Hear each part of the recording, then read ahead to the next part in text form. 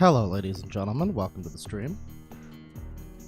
We got another nostalgic trip back into the past. I'm gonna take you back to the past, ladies and gentlemen, to gaze at the shitty lol cows who suck ass. Listening to some OSI there in the beginning. Not a band I play often on here because I think I got like claimed once for them, but yeah, they're one of my favorite bands. Song called Radio Log there. So today we got a nicely rounded lineup here of weird sickos. We're gonna take a look at what Cooking with Jack has been up to. We're gonna look into the Unicult. A lot of you might not even remember the Unicult because that video that I made of it did not get that many views. It was a pretty good video, I thought, but I guess the algorithm wasn't in its favor that time. But yeah, we're going to be looking into the Unicult. If you haven't heard of her before, you're going to hear of her today. Basically, lady who runs a cult that, I don't know, something to do with unicorns. She made a porn. It was $200. And then and then when I finally decided, you know, fuck it, why don't I buy the porn? It turns out that she stopped selling it. So F's in chat for that one. But yeah, we're going to be looking at her. We're going to be looking into a little bit more Channeling Eric. I have covered them since my last edited video about them. I did look into them on the Spirit Science stream with it was kind of it was a double weirdo space psycho stream featuring Spirit Science, the guy who wants to sniff Emma Watson's panties, and apparently also raped a chick allegedly. And Channeling Eric, which if you're not familiar, I'll give you the briefest of rundowns. Kid killed himself 10 years ago, like 11 years ago almost now. But guy killed himself. His mom decided that she could channel his ghost and talk about crop circles and the Illuminati and talk to God and Anthony Bourdain and whatnot. So, you know, very respectful, tasteful things. She made a video channeling the coronavirus, the consciousness of the coronavirus, so that's very exciting. But you know, we're gonna be looking into her. We got all the weirdos ahead of us. We got some Movie Bob. It's been a long time since we looked at Movie Bob, and you know what? I think I have the perfect video for today's Movie Bob excitement. So I'm very excited to bring that to you. The ghost, F for Eric. The channeling one is depressing. Well, it's very depressing, yes. I really wish that more people were aware. This is what I'll say it like I said the first time well, not the first time I talked about Channeling Eric, but the last time I talked about Channeling Eric was in January or something. And during that stream, I said, if anybody who has a YouTube channel with some kind of following watches my stream, you don't gotta shout me out. Just fucking, if you're as incensed by Channeling Eric as I am, make a video about it yourself, please. I don't know what I don't know in what capacity that would look like. I don't know who I'm even speaking to. I guess I'm just saying I would like the word to get out about what a not very good lady this person is, in my opinion. There's some argument about that, actually. Every time Channeling Eric comes up, there's a lot of people who believe that you know, we should be sort of sympathetic to the mother, even though she's at this point, I feel like it's not even an argument that she's like exploiting his death. I don't know. Well, you know, that's the debate to have when that segment comes up. But, you know, I think that's a good point there. We'll stop the music there. Let me take a look at the chat real quick here again. Stream the entire Uniporn. Cancel Channeling Eric. Not that likely, dude. Yeah, well, I think some other people have tried to make a stink about Channeling Eric in the past, but I don't really know how much effect it had. Apparently she has trolls and haters, quote unquote. So, you know, I mean, I guess there's a number of people out there who believe like I do that she's kind of full of shit, but again, that's all just allegations and opinions. Definitely no insinuations of any wrongdoing here. We wouldn't want to do that. She actually showed up in my comments for the last video that I made about her, the edited one from that was almost a year ago at this point. Yeah, I made a video about her, and it was just kind of very fairly and objectively going over what she does on her hustle, and not really adding a lot of commentary to it. She responded to it like 6 months later, or like not even like 10 months later or something. She responded to it like a few months ago. The video came out in like September of last year, and she was like, "Well, I had to report you to for harassment or something." I'm really not sure whose manager Karen spoke to, but you know, I should be hearing from the district manager at some point. But anyways, you know, that's for that segment. Once again, we're gonna get into things here with our boy. No, god damn it! Oh fuck. Okay, with our boy Cooking with Jack. That was supposed to be a good reveal, and I botched it. I fuck everything up. I'm like the Rich Evans of streaming. So from what I like. Cooking with Jack has a lot of classic bad recipes, and some recipes that don't look that bad, honestly. But something caught my eye recently regarding Cooking with Jack, which was someone in, I think it was Ark, actually, who makes all the wonderful deepfakes that you've been seeing. Someone posted something about how he doesn't even do the cooking on his channel anymore, and it's kind of sad. He like sits in a chair and narrates it, but he has his wife do all the cooking. So that's unfortunate. To his credit, he does have a couple like fundraiser things here, but I mean, yeah, I guess the first one I want to look at here is this egg salad, because this was the video that was posted. Boy, did anybody tell Jack to stop using these fucking Snapchat Bitmoji things? It's not necessary. It's the year 2020. We're in the future now. We can stop it. Let's watch this video. Hey guys, welcome to the show. Thank God the egg salad video is not age restricted, because we had there was every chance that this video might have just been a little too creamy and mayonnaisey for YouTube, but let's watch. Hey guys, welcome to the show. Jack Scalfani here. It's the Cooking with Jack show, and we're going to do something really simple and easy today. But first I want to talk to you about masks. A lot of you have been writing me saying, we don't see your masks on the little merchandise shelf.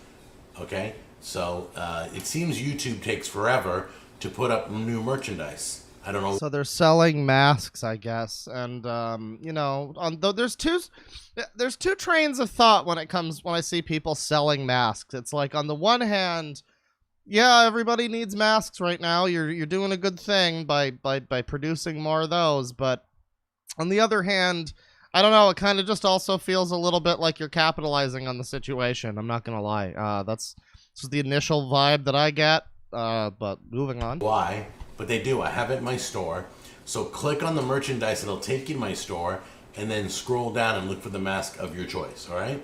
We got Cooking with Jack. All right. We got masks. We got masks. We got flasks. We got freaks and geeks. Let's watch. Guys, here's all the ingredients you need on how to make egg salad. You got your hard-boiled eggs. We're using an egg slicer, but you don't have to have an egg slicer. You can use a fork or a knife or whatever you choose. Then you got mayonnaise, salt, pepper, and some mustard. And those are the Bear's head mustard. Bear, watch out. Bear, you're on your fucking last. You just better be careful, Bear. That's all I'm telling you. Basic ingredients for egg salad. You can throw in your own little treats. Okay, guys, this is how my mom taught me how to cut my eggs for egg salad, but you can use a fork or a knife or whatever. So you take your egg slicer and slice your eggs one way. So he has his wife doing the cutting. He can't even use the egg slicer? Are you kidding me, Jack? Pull them out and then place it 45-degree angle the other. You don't even need to cut it, Jack. Why do you need your wife to do this? You just need to press down on a thing. Are you okay? Way, okay? Like you're crisscross cutting. And if you see, look how beautiful that is. And dump it in your bowl. Alright guys, first ingredient you want to put in is mayonnaise. And this is all about preference. So we have about 4 eggs in. People in chat are saying it's boar's head. It kind of looks like an E, but I mean, you might be right. There in the bowl. You might survive this day yet, Bear, but watch yourself. So we'll probably do 2 heaping tablespoons of Oh, mayonnaise. here he is once again, boys. The maestro of mayonnaise, the sultan of succulent grease. It's cooking with Jack himself in the flesh. With is he on a mobility scooter? Oh no, Jack, please. Oh, this is truly the twilight years of Jack, isn't it? He's on a mobility scooter. That's so sad. It's not nothing against people on mobility scooters. It's just there's a bit of a stereotype there. That's all I'm gonna say. A certain image of a lady at Disneyland eating a full ass block of cheese comes to mind. But anyways, clearly the party cheese salads and mayonnaise cakes and whatnot have not been kind to Jack. So. Thankfully, his wife is still spry enough to spoon mayo into a bowl, which is clearly a Herculean feat for our boy. This is sad, guys. I'm not trying to be mean. If you like more, put more. If you like less, put less. Remember, if you put less, then it'll be a little bit drier. The Sultan of Salmonella. You're right. Oh, God. I should have. God damn it. And then grab your mustard. Just squirt a little bit in there. Whoops. Shake it up before you start squirting it. And then place your mustard in there. I mean, that really applies to most facets of life. Shake it up before you start squirting it. Thank you for the life lesson there, Jack. Very good. And give it a good mix around. Now, the question here is this his wife? Or is this maybe his mom or his Aunt Myrna or whatever the fuck? Because, apparently they were still alive as of a few years ago. There's every chance this isn't even his wife. We don't even know if he's... I mean, maybe we do know if he's married. I don't know if he's married. But for all we know, this is his Aunt Myrna, the party cheese paisano herself, coming in to do the dirty deed of the egg salad dirt cheap. Salt and pepper is always the last ingredients because... that's where you flavor it. You add a little bit, you taste it. You add a little bit, you taste it. You get it to where you want it. Pepper's really good in egg salad. That's true. My wife, every time that looks like way the fuck too much mayo there. I'm gonna be real. Also, considering eggs are just already mayo, like mayo is just eggs. You know what I mean? Like it's made from eggs, so it's like, are you sure you needed that much mayo, Jack? Are you sure? Are you sure? She makes egg salad or tuna salad, she nails it. So I'm sure she has the right amount of salt and pepper in here already. I won't have to add any more. By the way, I'm gonna let you guys know. I'm gonna let you guys know right now. Make yourselves an egg and tuna salad sandwich someday. It is divine. Put in some celery and whatnot, a little bit of pepper, maybe a little paprika if you want to be extra like pinky in the air. Go for it. It's great. Don't forget the dill.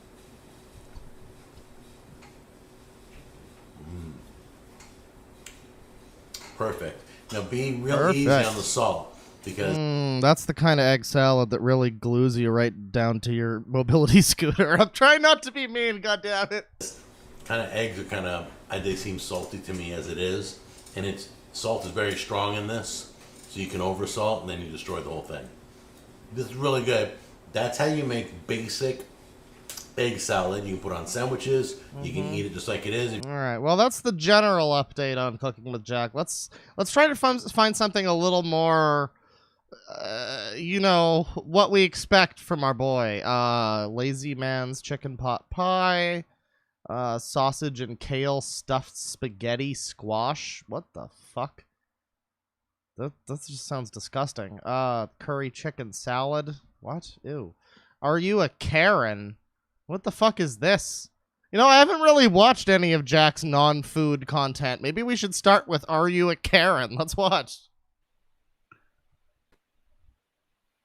Hey guys, so I'm just gonna... Hang on. Hey guys. That was only like 3 seconds of dead air. It's fine. It seemed longer. That silence was deafening. So I'm just gonna wait a few minutes, let a few people jump on, and then we'll discuss this this new term. It's not a new term. It's a meme that has been picking up some steam. But it's really offensive, by the way. It's literally a slur. On an unrelated note, I must be becoming a real alcoholic here, if I do say so myself, because this Jim Beam is tasting better than ever. Yeah, I don't know what's going on there. I hope my liver agrees. So let's talk about. Let's see. Who's that? Oh. Let's talk about this term Karen. So I'm on Hip Hendersonville, and Hip. No, I would really prefer if you would bleep the word Karen. Thank you. It has hurt many people. Hendersonville is a group, is like the city I live in.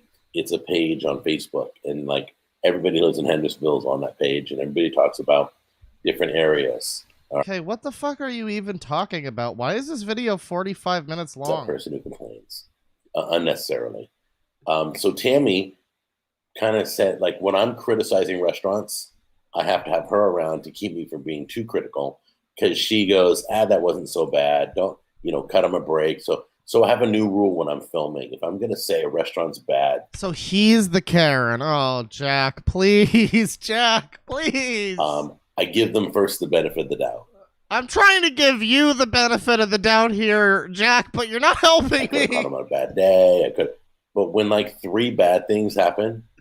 Yeah, that's right, chat member. It is a hard R kigger. That is the word. That is the official term. Karen is just the shortened slang version of it. The original official de facto term is, in fact, hard R kigger. Thank you. It's time to warn you guys that this restaurant overcharged me. This burnt my burger. You know, on a totally unrelated note, I gotta say, boy, I wonder if the fucking people in charge of Winnie the Pooh right now are really upset about the character Tigger. That character's name did not age well. Not with meme culture. Tigger will never be the same. God damn it. It did this, it did that, it did that. A Tigger can't catch a break in this society. That's not a Karen. That's just common sense. Things are going wrong, okay? So Tammy keeps me in line a little bit. She kind of criticized me. Don't be so critical. Don't be so critical. So when I hear that, I know that. So his wife is less of a Karen than he is. His wife keeps his Karenhood in check. Let's jump ahead. You don't need to drive with a mask on. People are complaining. It's hot. It cuts oxygen flow. It's not working. That's fine. You can choose to wear the mask if you want to wear the mask. I don't rip a restaurant because nobody's wearing a mask. Oh, that's not good, Jack. You're currently 0 for 3 right now, dude. You're going into your restaurant on your mobility scooter without a mask, being critical and yelling at the staff. Oh no, Jack, please. Because nobody told us when can we take the masks off, and people are wearing it like it's, I don't know, it's a fashion statement now.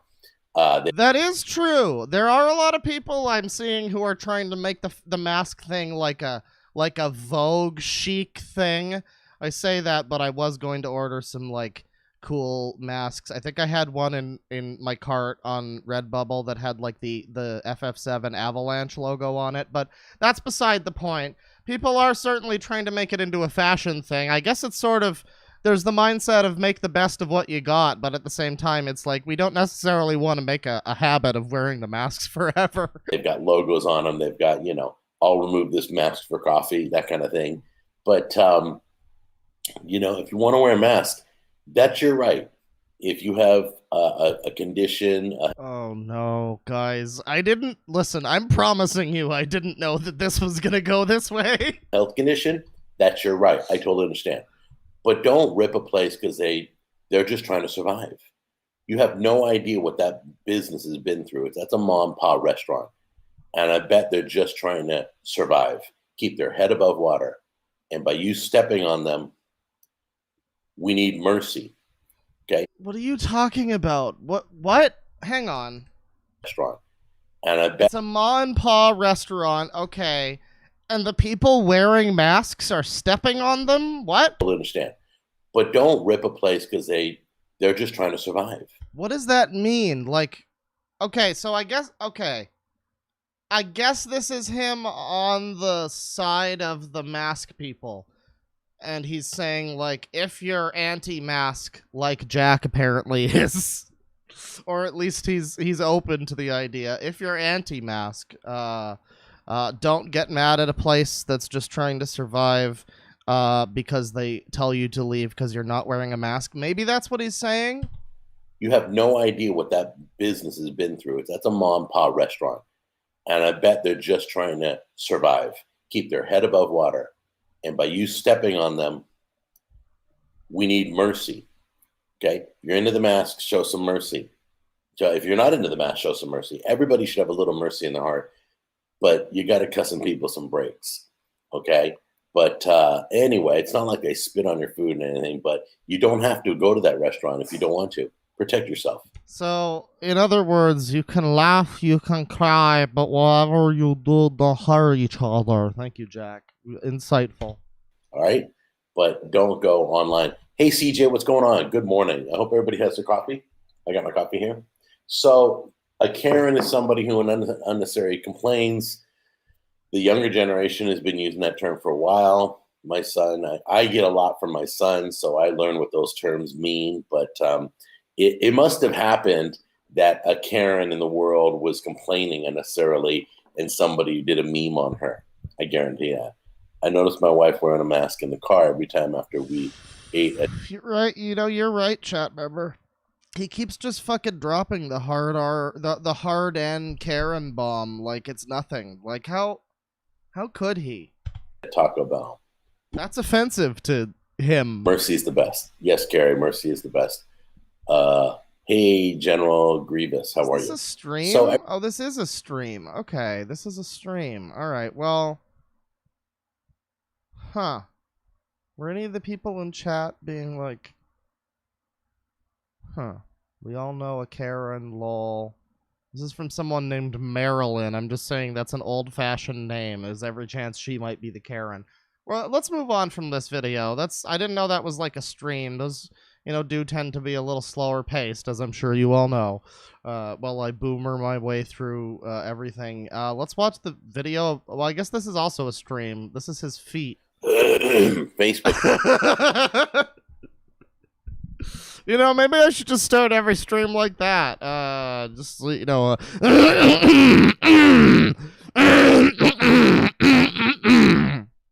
There you go. Welcome to the stream, ladies and gentlemen. People, if you want to talk to me during the stream, then all right, let's get to the good stuff here. Review tech. I mean, it was forced on me, and not something I agreed to or requested. But if they just charge the state, whatever, or the insurance or whatever, that's fine. I saw shortages of stupid things like SpaghettiOs. You'd be surprised what people value in the supermarket. You're going to find shortages, but a lot of other things. I mean, SpaghettiOs are useful in many situations. If you need to clean out your drain, SpaghettiOs are known as a corrosive chemical. So, I mean, it works. Like, excuse me.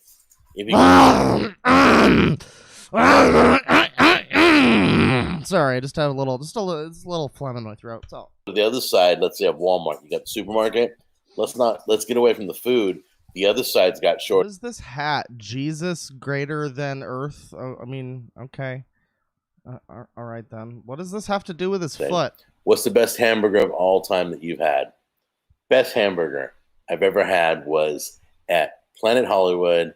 It was Gordon Ramsay's restaurant called The Burger, and it's spelled B-U-R and then capital G-R for Gordon Ramsay.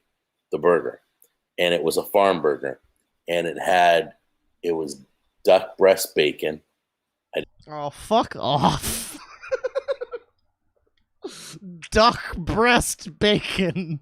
Oh, why don't you just jerk yourself right off into the fucking meat right there, dude? Come on. Didn't know that was a thing. So they had duck breast bacon. They had a perfectly fried egg on there. It was so good because you guys remember Joe Chavez? And I would sorry, just got a little just need to be clear. It's cut the hamburger in half and we would share it, right?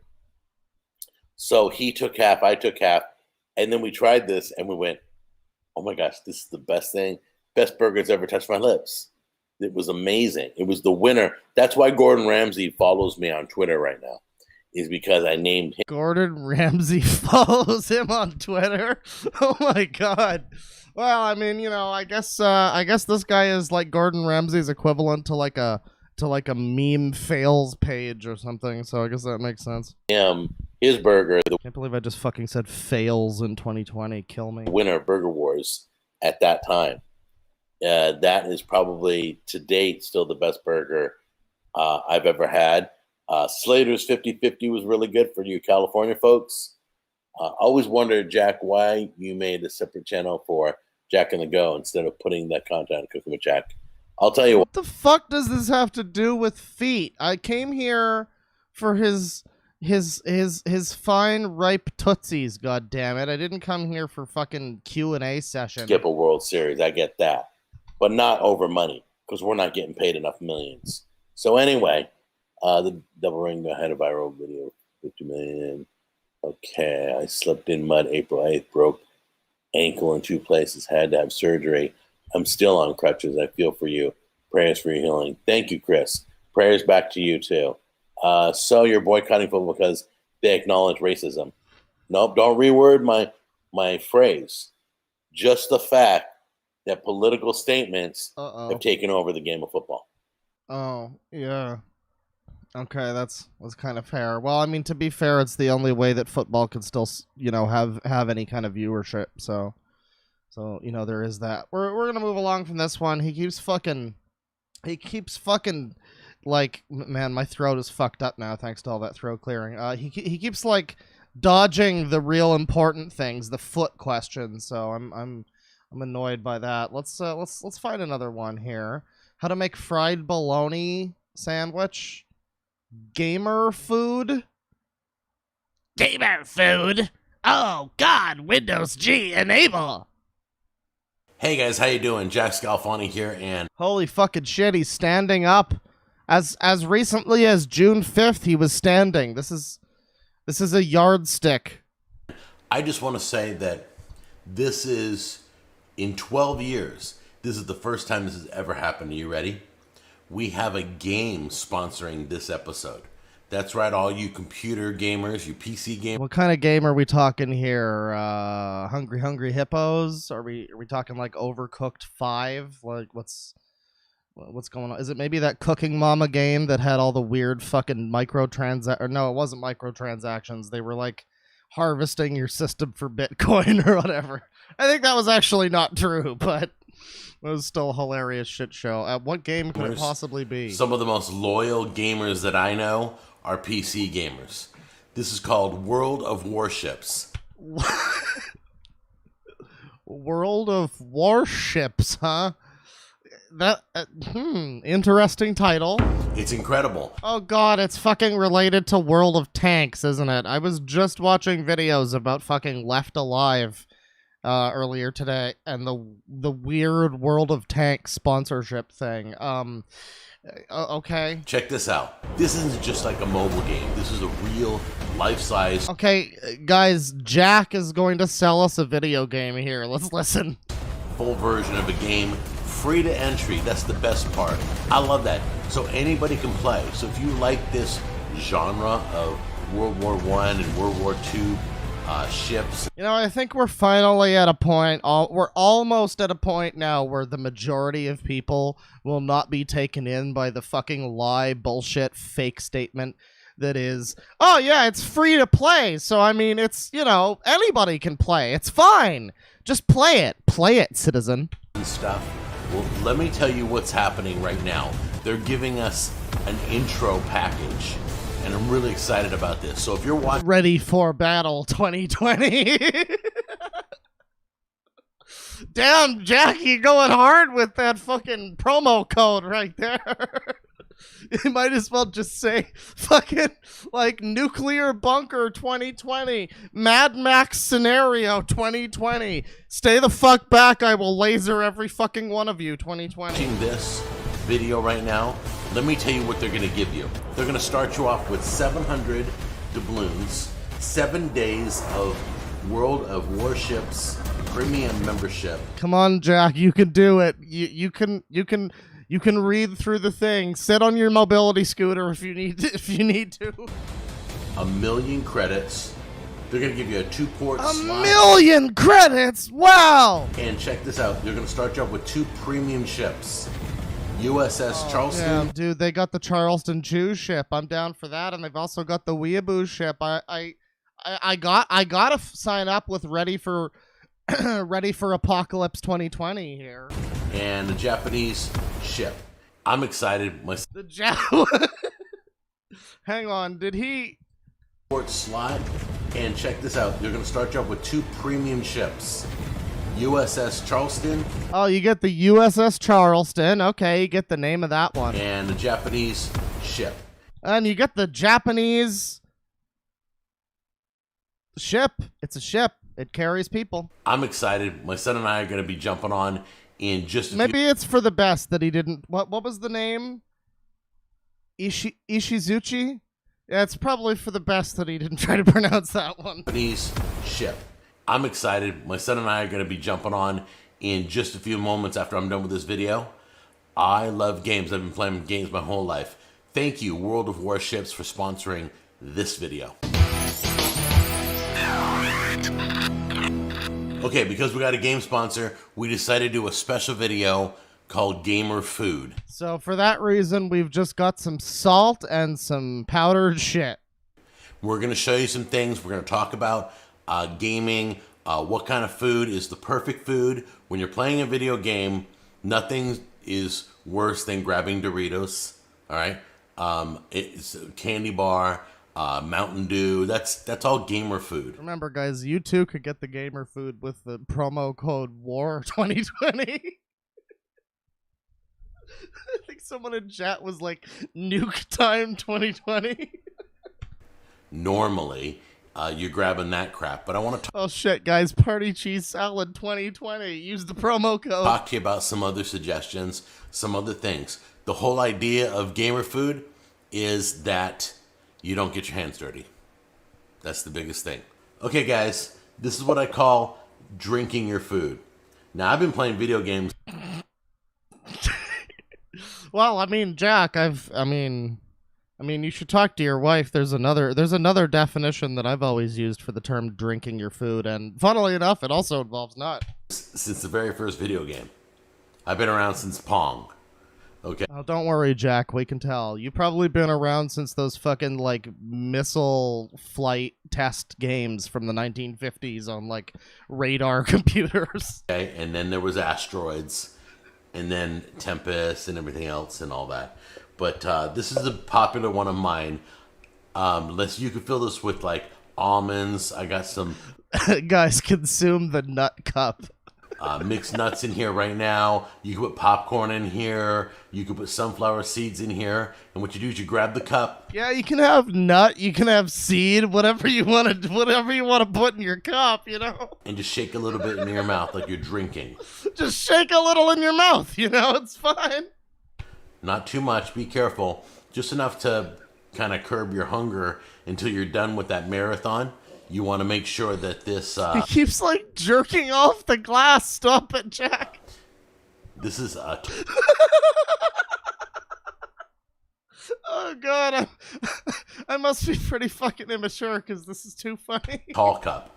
Because you're not... This will last you about an hour, hour and a half. All right? So you just grab it. You toss it in your mouth a little bit. Shake it. Yeah, toss that fucking nut in your mouth. Drink it down, Jack. Shake some into your mouth, and that's it. All right. So drink it down like a good little slug. Next to a gamer's control pad or keyboard or whatever they're using to play the game so they don't get food on. Oh, God. Jack is the fucking ultimate gamer girl, everybody. I'd buy his bathwater. On it. This is a gamer's best friend right here, toothpicks. So you want to, hors d'oeuvres are great. Yeah, I mean, sometimes the nut gets stuck in your teeth and you gotta get it out, you know.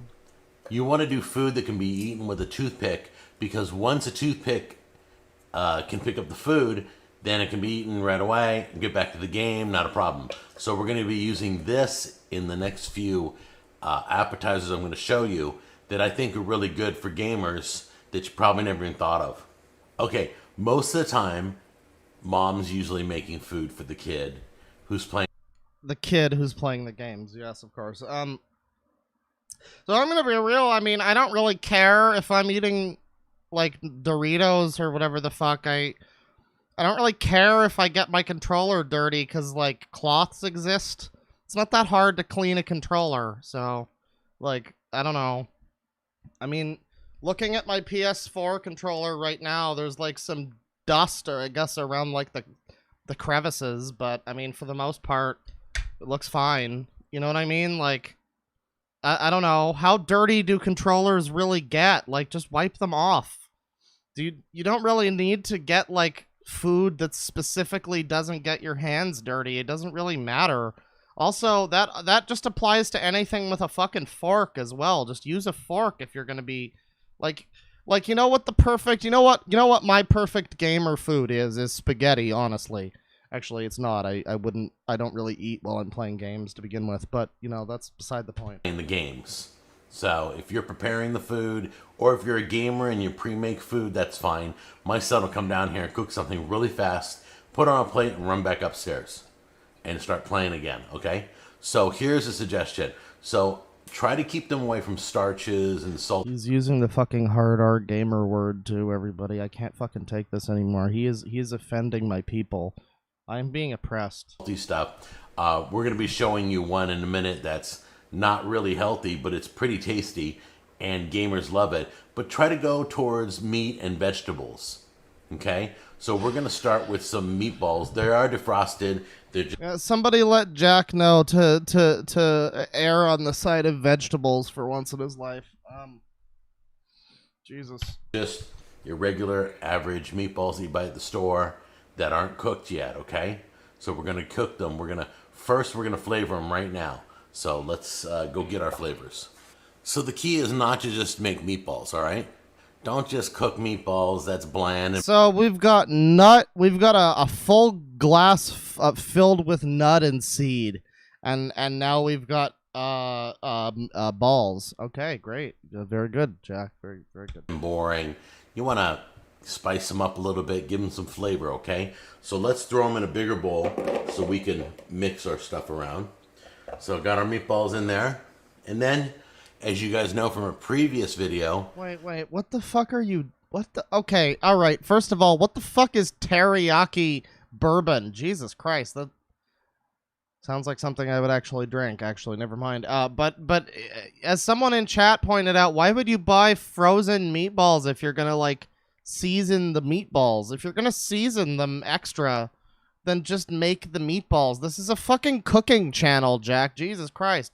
I guess this is gamer food, so it's understandable that it's like a little bit, it's like a snack. It's not really, but are like Swedish meatballs from the store a snack? Do you eat those as a snack? They're not like pizza. They're not like fucking pizza rolls. Like, okay. Anyways, I kind of actually want the teriyaki bourbon now. I'm not gonna lie. This is called Kentucky Yaki. It's basically a teriyaki sauce. It's got seasoning in it and everything. So we're gonna open that up right now. Oh, damn, we got $100 there from the Eunuch Man. It's to the point where it almost feels like a Tim and Eric skit, but you know he isn't even trying to be funny. Well, thank you very much. Sorry, I caught the Jack syndrome. Thank you very much for that. Yeah. I mean, I don't know. This would be amazing if it turned out the Jack was like a long con all this time, but I feel like he wouldn't be visibly deteriorating over time if that was the case. But man, I can't fucking stop thinking about the Kentucky Yaki right there. Thank you very much once again, though, the Eunuch Man, and to the rest of the super chats. I will be reading those at the end of the stream, but thank you all very much. And then we're going to apply a little bit of that in here. Okay, actually, on second thought, I don't think I would fucking drink this. This doesn't... Is this like... Alright, is this a teriyaki sauce? Because I thought this was just bourbon. I thought this was just a bourbon that was, like, flavored with teriyaki. But I guess it's a teriyaki sauce that's flavored with bourbon. Now I'm kind of wondering if there is an alcohol out there that's like teriyaki flavored, because I completely misinterpreted what this was. And I think I just invented something weird and amazing, guys. A lot of it in here. There we go. That gives those meatballs some flavor. Now we're going to grab some of our red pepper flakes that are chopped up. We're going to take a little bit and sprinkle it on there to give it some kick too. Not too much, but just to give it. Like, again, I guess it won't hurt them to do that. It's not like going to make them worse or anything, but it's like, usually if you're going to season the meatballs, you season them before you, like, you make them first. So he's just making the meatballs here, and then what does he have here? Something veggie. But if you're uncooked, cook them all the way, all right? And then get your toothpicks ready, because we're going to be chowing down in a minute. And here I am with my fucking normie bullshit Kentucky bourbon whiskey. Like, fuck this. I want teriyaki whiskey, goddammit. This is a cool snack I came up with that leans more on the healthier side, whether you're... Leans more on the healthier side. It has a plate of bacon. That's not even just like a couple strips. That's like a full package of bacon, too. But don't worry, it leans on the healthier side. Your family's into keto or just low carb and not greasy or sugary foods. All right? So we're going to start off with... Oh my god, another $100 there from Gadolf Titler. Jack owns a 5-star restaurant in my area in Grand Rapids. Are you fucking kidding me? That has thick boys. Now, I actually like Brussels sprouts, but most people hate Brussels sprouts, and they're kind of used by default as like the, oh, I'm disgusting, like if you're a kid and you think of disgusting vegetable, you're probably thinking of Brussels sprouts. And that sucks, because they're actually pretty good if you cook them correctly. So it's just, but it's just weird, though, that he's, like, using them here. Well, let's see what he does. It's probably going to be like a bacon roll or something. Than just your basic everyday ones from the store. All right, so go ahead and pour them in here. Drizzle a little bit of oil. There we go. A little bit of salt. Okay, alright. This doesn't look so bad. A little bit of pepper. Okay, you got me here, Jack. I like extra pepper, but you guys... I do as well. Taste. You go for it, Jack. Add as much And pepper then as give you it a like. good mix, like you did the meatballs. Yeah, get right in there. Mix it I've around. washed my hands so many times today, it's unbelievable. And I will have to wash them again now. This is great. I'm going to show you how to do one. You're going to do the rest on your own, but let's do this. We're going to lay out some bacon. What is he doing? Grab ourselves So he's sprout. rolling it. Okay. That's what I thought. Continue to roll that bad boy. Why not Can be just thin eat or Brussels thick bacon, sprouts? Either one. Whatever your preference Are you is. kidding me? Oops. Motherfucker called this a healthy food. He called this a healthy food. It's like one Brussels sprout and an entire strip of bacon. Are you kidding me, Jack? You're fucking joking. Oh my god. Just No, I'm not even saying that looks bad. It would taste pretty good. But it would be pretty unhealthy. That's all I'm saying. take regular toothpicks. To Jack's credit, it would probably taste fairly okay.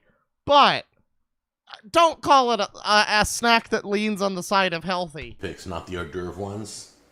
Those are for serving. This is for cooking. Just to keep it in place. All right, as you can see, they're all wrapped and ready for the oven. I'm going to put them in right. People in chat are saying he needs to cook the sprouts first. I mean, I think they'd kind of roast up.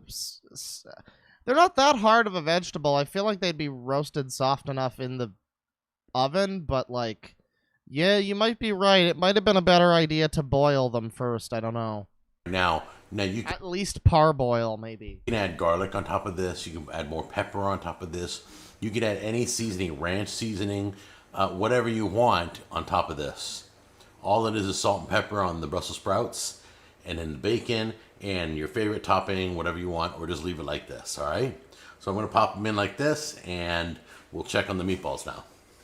Well, the meatballs and the bacon-wrapped Brussels sprouts are in the Hebrew National Beef Franks. Huh. Well, all right then. I'm not gonna make any jokes about these little pigs in blankets right here, or the name of the. No, it's fine. cooking. I want to show you these. I found these at the store. If I could eat anything, I'd probably be chowing on these. All right, I'm not gonna make these right now because I'm trying to lean towards your kids eating healthier than just eating carbs.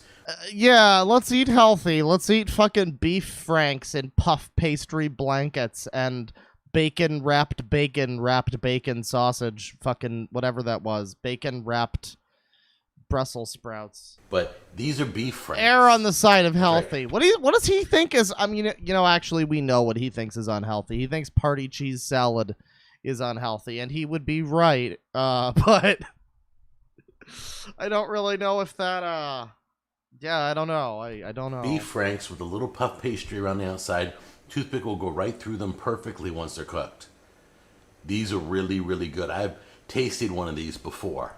So if you're not worried... I'm sure you've tasted plenty of circumcised Hebrew franks in the past there, Jack. It occurs to me at this moment in time, 9 minutes and 45 seconds through this video, titled Gamer Food, that this is a cooking channel, and he's making frozen boxed food. Yeah, I don't know. Maybe save this one for the side channel, or at least like a short video, like not a full video. I don't know, Jack. This isn't. Does he think this is cooking? This is not cooking. About what you're eating, don't care. I'd go with this over anything I'm making right now. Now let's go check those meatballs. I think they're done. Look at that. Smells amazing. Look at that. They probably taste okay, but somehow they look very unappetizing. I don't know how he managed to do that. Why are they all... Hang on a second. So, this pan has, like, all these little circles. Let me take a look here. Alright, well, he did try to mostly aim for the circles. It seems like they fucked up in the transport process. Alright. Okay, well, cooking apparently involves meatballs and nut and seed and yeah, lots of things like that. So I think to end out the Jack segment before we move on to whatever's next, we're gonna watch something that's a little more one of his classics. Let's watch a classic Jack video. Now I have seen the what have I seen? I have seen the fucking, I think I saw the French onion soup, which is a little bit of a not a great one. But I did see the party cheese salad, obviously. I've had my day in the sun with that shit. Does he not have that on his channel anymore? What happened to the party cheese salad video? Is that like not on here? Did I miss it? What? Huh. Huh. I think he removed the party cheese salad video. Where? Party cheese salad. Oh no, it's there. It just doesn't have that many views, surprisingly. Wow, my fucking video has more views than it. Jesus Christ. Okay. Well, there you go. I would have assumed that was one of his classics and had like millions of views, but I must have been mistaken. Well, in that case, I don't even know what the fuck counts as a classic. I don't know. How to cure a ham. Mojo marinade. Stuffs burger press. So, okay. Poor man's... You know what? Poor man's filet mignon doesn't sound very good. But I don't know. Slap chop also doesn't sound very good. Fuck it, we're gonna do the poor man's filet mignon. This is his most viewed video. We gotta watch this one, so we're gonna skip the intro here. Hey, how you doing? Jack Scalfani here, and you're cooking with Jack. Welcome back to the show. Forgive my black hat. My yellow one is still a little dirty from my son's little antics with the big top cupcake scene. Yeah. You know how that turned out. Anyway, I still have some some cupcake cream in my eye. Chat, we've watched the mayo cake in the past. It's not that funny. It's literally just a normal chocolate cake with mayo instead of eggs, and he makes it look worse than it is in the thumbnail because the fucking cake is coated in a white icing, and there's like a jar of mayo there, and so you assume that the icing is mayo, but it's not. It's a fine recipe. It's not that disgusting. So that hat is drying. I had to wash it. But we are back with another episode. It's time to start getting back into some lessons. That's right. We've done product reviews. We've gone on field trips. We've done specialty holiday events.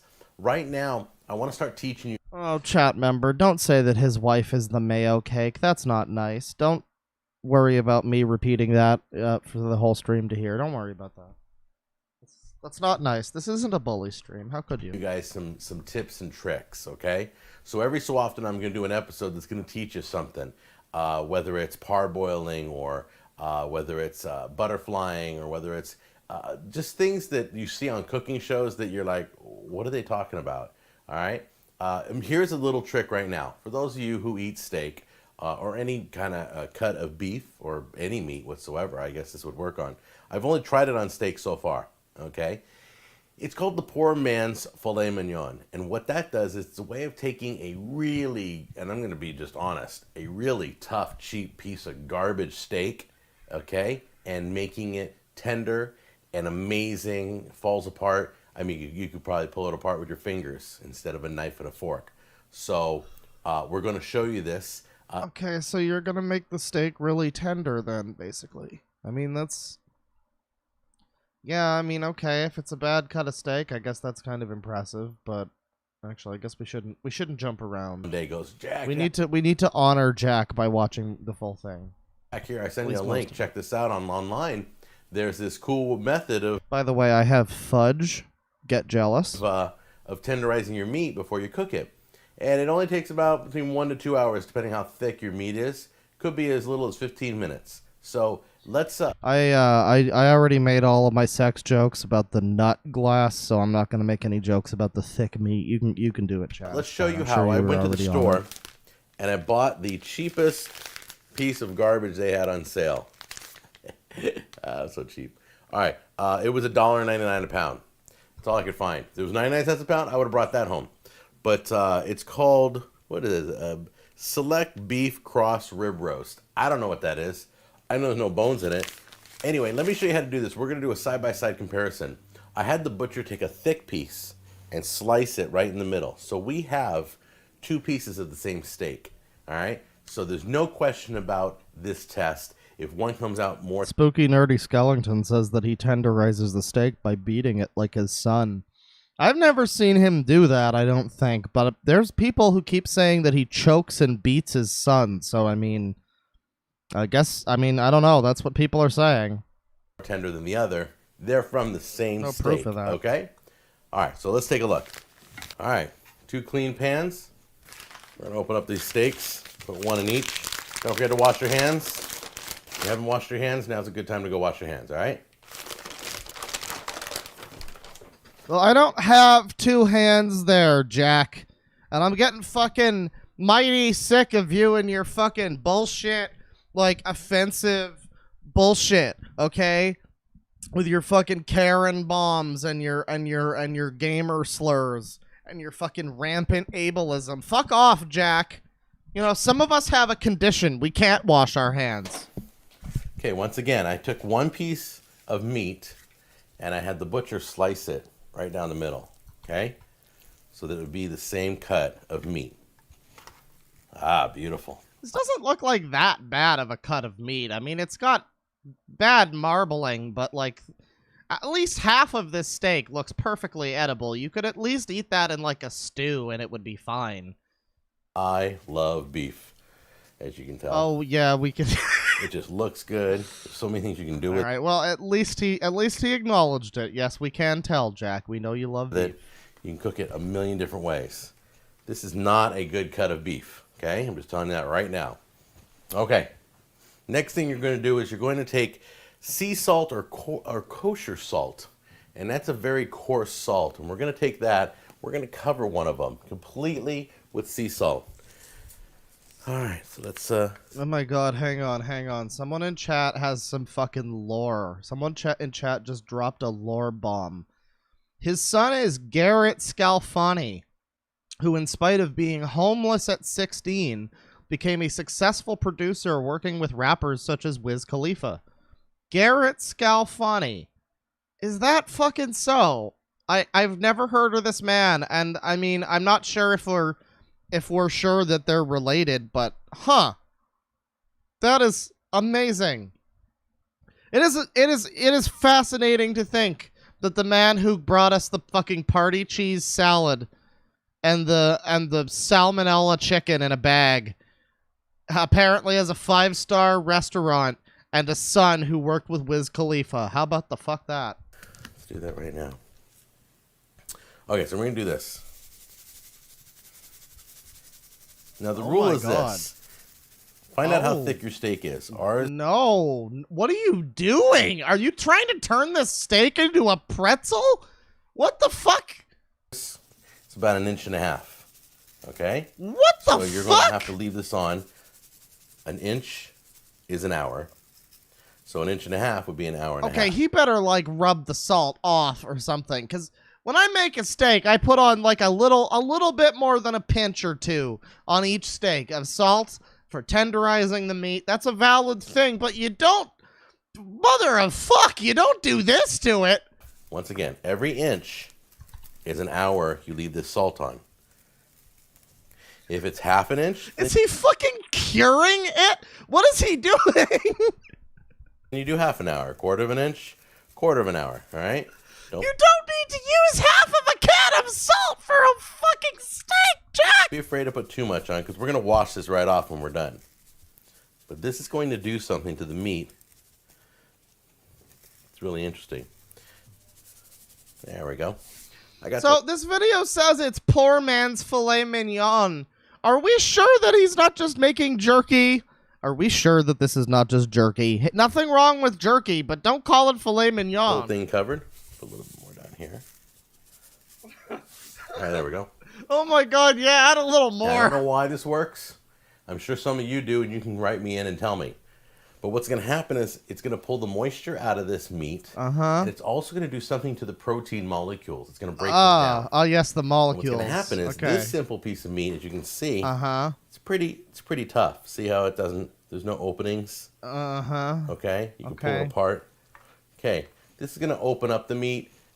It does something to the protein molecules. Yeah, that much fucking salt is gonna, like, eat through the goddamn meat. You're not gonna have any meat left when it's done with it. Jesus fuck! I don't know the science to it. I just know it works, and I'm just gonna show you guys right now. So we're gonna let this set for, let's break out my measuring tape. That is about, you know what? That's about 1.25 inches. So we're going to do 1 hour and 15 minutes. Okay?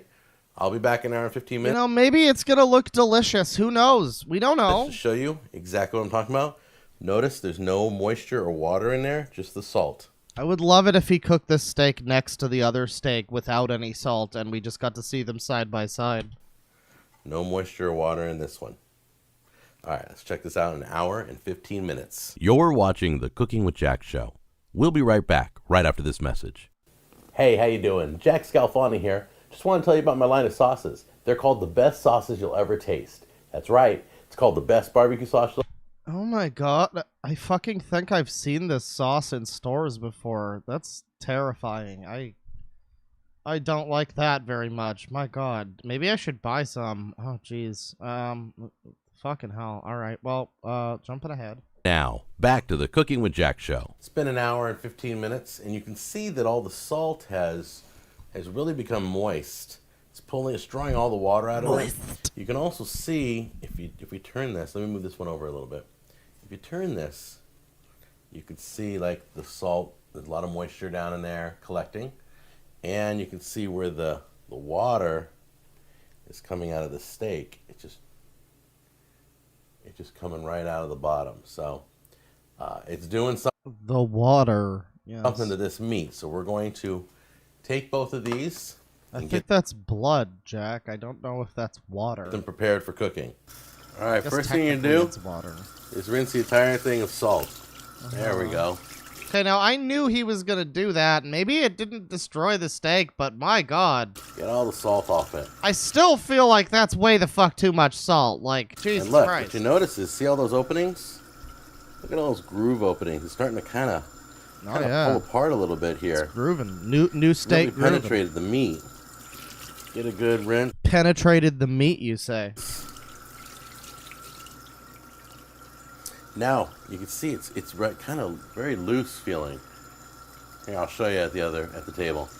Now the meat is all nice and loose. I understand. Okay, let's look at the difference of the meat. Okay, take a look at how this has been not treated. How it kind of just looks straight out of the butcher counter. Okay, and look at this. This is a lot more falling apart. You can already see the grooves. Look at the separation. You see that separation right there? No shit, you dumped a fucking truck of salt on it. You had an accident. You had a fucking, literally a train wreck of salt on your fucking steak. Opened up and got more tender than this one. Okay, these just came off the grill. I want to show you some similarities and some differences. Okay, now I noticed while cooking, these were cooked over their own flame. Each one. I'm gonna be real. The one that wasn't salted to fucking gone looks a little bit better. I mean, it might just be because it's got a better char on it, but One had a flame underneath it on the barbecue. They were cooked identically, same position, same amount of time. I pulled them off. But the weird thing is, the untreated one looks like it curled up a little bit right on this end, and I don't know if you can see it, but it kind of curled up and it kind of looked like it overcooked or got well done. But look at this one right here.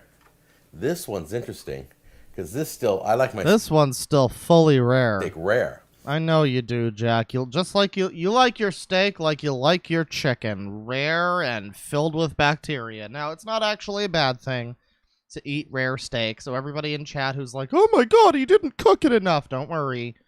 Rare steak has pretty much never killed anybody, so I wouldn't worry about that. But I mean, that being said, I still think the one on the left looks a little better. I mean, it also just looks like it was cooked a little longer. I kind of prefer like a medium rare steak, so maybe that's what it is. But I don't know.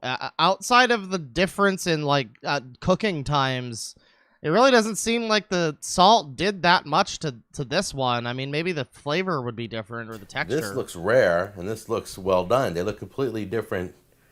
They look like they were cooked at completely different times. So one more thing I want to do before I want to lift these up and see which one has more juice before we cut into them. Okay. They look like feet. Okay, this one definitely has more juice than this one. All right, but we're gonna cut into these bad boys right now. Wait. Hang on. The one that you didn't fucking salt to shit has more juice than the other one? Really? God damn it, Jack. Let me bring over a plate. This is the one seasoned with the salt. This is the one not seasoned with the salt. I'm going to cut right into them.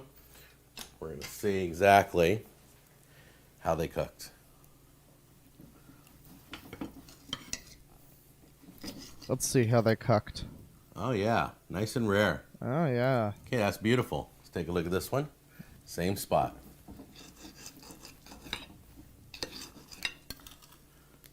Same thing. They're both beautiful. Yeah, same thing. It's almost like all that fucking salt you used was for, no purpose, honestly. They probably both taste the same, and they probably both don't taste anything like fucking filet mignon. The one on the left, he didn't even do anything to. He just cooked it, and he's still displaying it in this video titled Poor Man's Filet Mignon. The whole conceit of the video is that it's like this terrible cut of meat. Was his only trick to just fucking salt it like he's making, a fucking pork brine? What? Let's take a look now and see. Let's see if one's more tender than the other. I could go for a steak tonight, I'm man. going to try and tear this meat open. Yeah, with my rip and fingers. tear until it is done. It's pretty easy. A little nervy. Still very That tender. was a little tougher than I thought. But you can do it. Now let's go over here and You look at can this. do it. Same spot. That goes right through. Wow. All right. That was beautiful. That was a lot easier. Yeah, you know, it's like, yeah, add salt to your steak. That's like a pretty common knowledge kind of thing. I guess this is tips and tricks number 1, so there you go. But did we really need a 12-minute video explaining to add salt to steaks? Like, yeah, you're right. Add some salt. Fuck, add a ton of it. Apparently that doesn't matter that much, but either way, I mean, it probably still doesn't taste like filet mignon. Now, I think if you left the salt on a little bit longer, you would even have a better tenderizing procedure. All right, so here's the deal. I'm gonna take a piece of meat here. Wow, I know what I'm having for dinner. There's one piece there. I want the same size here. So we're gonna try this right now. We let the meat set. It should be perfect. This is the untreated. Where's Lee to do the taste test? This feels wrong. Good seasoning. Wow, lots of pepper. Forgive me. I love black pepper. Okay. It's really got a lot of flavor, but it immediately toughens up almost all the juices out of it, and it's now becoming harder to chew.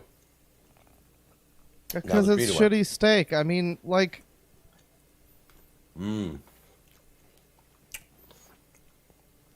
This is more like a New York steak. I think we've upgraded to a New York steak right here. Yeah, because it's fun. It's not rocket science, Jack. Like, fucking hell. The man bought a shitty cut of steak, cooked it without anything to make it different, and he eats it, and he's like, wow, yeah, this is pretty shitty. It's like, wow, Jack, yeah, no, I would have never fucking known that. Thanks. And then he shows off the other steak, and it's, like, slightly better. He just said, by the way... This is more like a New York steak. Yeah, New York steak, not a fucking filet mignon, you lying scumbag scum, you fucker. This is a scam video for fucking 12 minutes of ad revenue, allegedly. I'm not saying, I'm just saying. I think we've upgraded to a New York steak right here. It's breaking up real easy. Congratulations, when you fucking salt a steak, it makes it more... Jesus fucking Christ, Jack. Okay, that's Cooking with Jack. I think we're good on that, unless I see, like... Oh my god, the bacon explosion. Oh. You know, the problem... I would watch this one, because that sounds like a fun... That just sounds fun. But, honestly, bacon explosion is probably gonna end up looking like it tastes okay, but also is horribly unhealthy. Lazy. Okay, you know what? This is a short one. We'll do one more Cooking with Jack before we move along. Let's watch Lazy Man's Lasagna, because anytime he has something about Lazy Man in his title, you can be fucking sure it's gonna be a classic. Hi, how you doing? Welcome to Cooking with Jack. Just want to thank you for all the letters and emails you've been sending me. I am going to keep doing videos, so don't worry. A lot of you were asking, are you going to keep doing these? Yes, I will. There'll be plenty to come in the next year. Tonight, we're going to do something special. My son's classroom is doing, tomorrow they're going to be doing a International Day. So everybody has to cook a dish from their heritage and bring it to school tomorrow. So I figured, hey, why not? I wanted to do a video on how to make a lazy man's lasagna, and I'm going to be making that for his class. So the two came together, and we're making the video right now. All right, speed it along there, Jack. Come on. Here's all the ingredients. Now, when I mean lazy man's lasagna, I mean lazy. That's why you got these. Normal. I mean like motor scooter lazy. I'm talking like 2 strokes in the past 10 years lazy. I would be shot for being Italian and using these jars of sauce. But if you need something quick and easy, grab your 2 favorite jars of sauce at the store. Okay, grab a thing of ricotta cheese. You're gonna need about a pound of mozzarella. Sometimes it comes in a square, sometimes it comes in a ball. Now, I will say this. It's not authentic to use like a jarred sauce, but if you add extra spices and things to that sauce and you make it your own, I don't feel there's anything wrong with that. I mean, it's just kind of like a starting base if you do it right. I don't know. You're gonna need 2 pounds of macaroni and one of these pans to serve it, and try and get the kind that have the plastic lid on it. Now, normally we would put meat in this sauce, but since the classroom that we're serving this to may have vegetarians, we're gonna leave the meat out. First thing you're gonna wanna do is grind up the mozzarella. Okay, now, normally you can get shredded, but it's more expensive. I think it's like twice the price. So I'd rather just grind it up. Oh God, actually, yeah. What? Someone in chat says macaroni. What the fuck is this? What is this pasta? It's like, oh, sorry, pasta. I'm sorry. I'm sorry. I know chat's gonna be fucking a bunch of jokers. What is this? What is this pasta over here? It's like Niskasukli loli or something. I don't know what the fuck this pasta. I have never heard of this before. I don't think it's macaroni. I don't think that's macaroni. That's like a weirdo type. It's like some kind of offshoot of ziti or something. The meat out. First thing you're gonna wanna do is grind up the mozzarella. Cook the macaroni and heat up the sauce, and then we're gonna just throw it all together. It's gonna be beautiful. Okay, so the when does the mayonnaise involve itself? Do you boil the noodles in mayonnaise, or like what's going on? The whole objective is, I always use the sink to mix everything, because if it spills over, it's not a mess. It goes in the sink, I rinse it off. So let's start with the sauce. We're gonna slowly, now I'm not the best at pouring this stuff, but we're gonna... Thank God he didn't mean that he mixes it in the sink, because for a second I thought that that's what he meant. Like he puts all his shit in the sink, and then he mixes it in the sink, and it's like, yeah, it's no mess that way, bro. I thought that's what it was, but no, he's actually just being very sensible and just like doing his mixing over the sink. It actually makes sense. Put it in the pan here. There we go. Whoa, that shot right back at me. I'll give you guys a shot So that's what comes out of you if you eat the party cheese salad. out of that later, but right now... It's crazy. It's not even the color of the salad. It's so weird that it looks exactly like the color of blood. It's so weird. Let's work while it's hot. That's the key. Okay, so there's your sauce. Then you're gonna take your mozzarella that we shredded. You're gonna put that in next.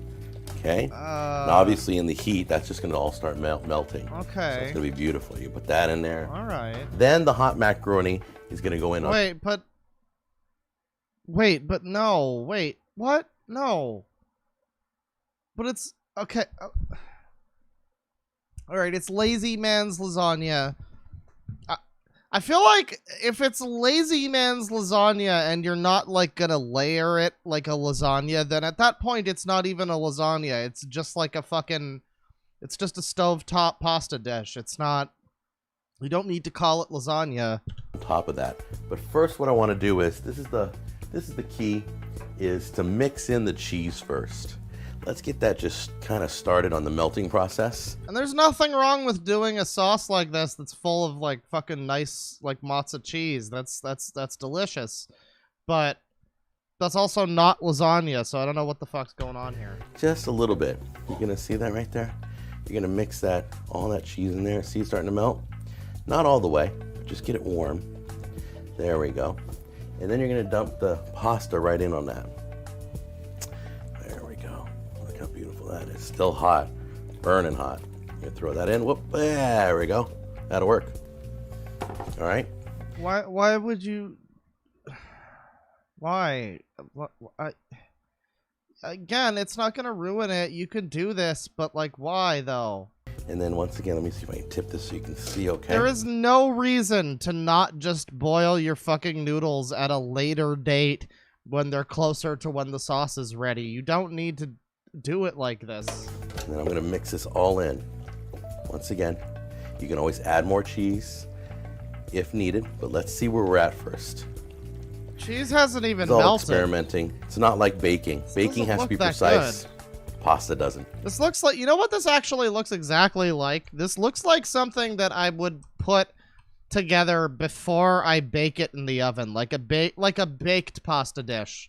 Where you like, you know, like an actual lasagna. This looks like the kind of mixture you might make, maybe not for that, but like for a baked ziti or something, where it's like the noodles and you got the beef and the sauce and the cheese, and it's like, it's not quite done, but it's still, you could eat it. Like, it's still a dinner. You could still eat that, but then there's like an extra step. Maybe he bakes it. We don't know. Okay, now you see, Look how beautiful that is. It's getting all melted together. Now we're gonna put in these. Now, once again, I'm doing a double batch. Sorry.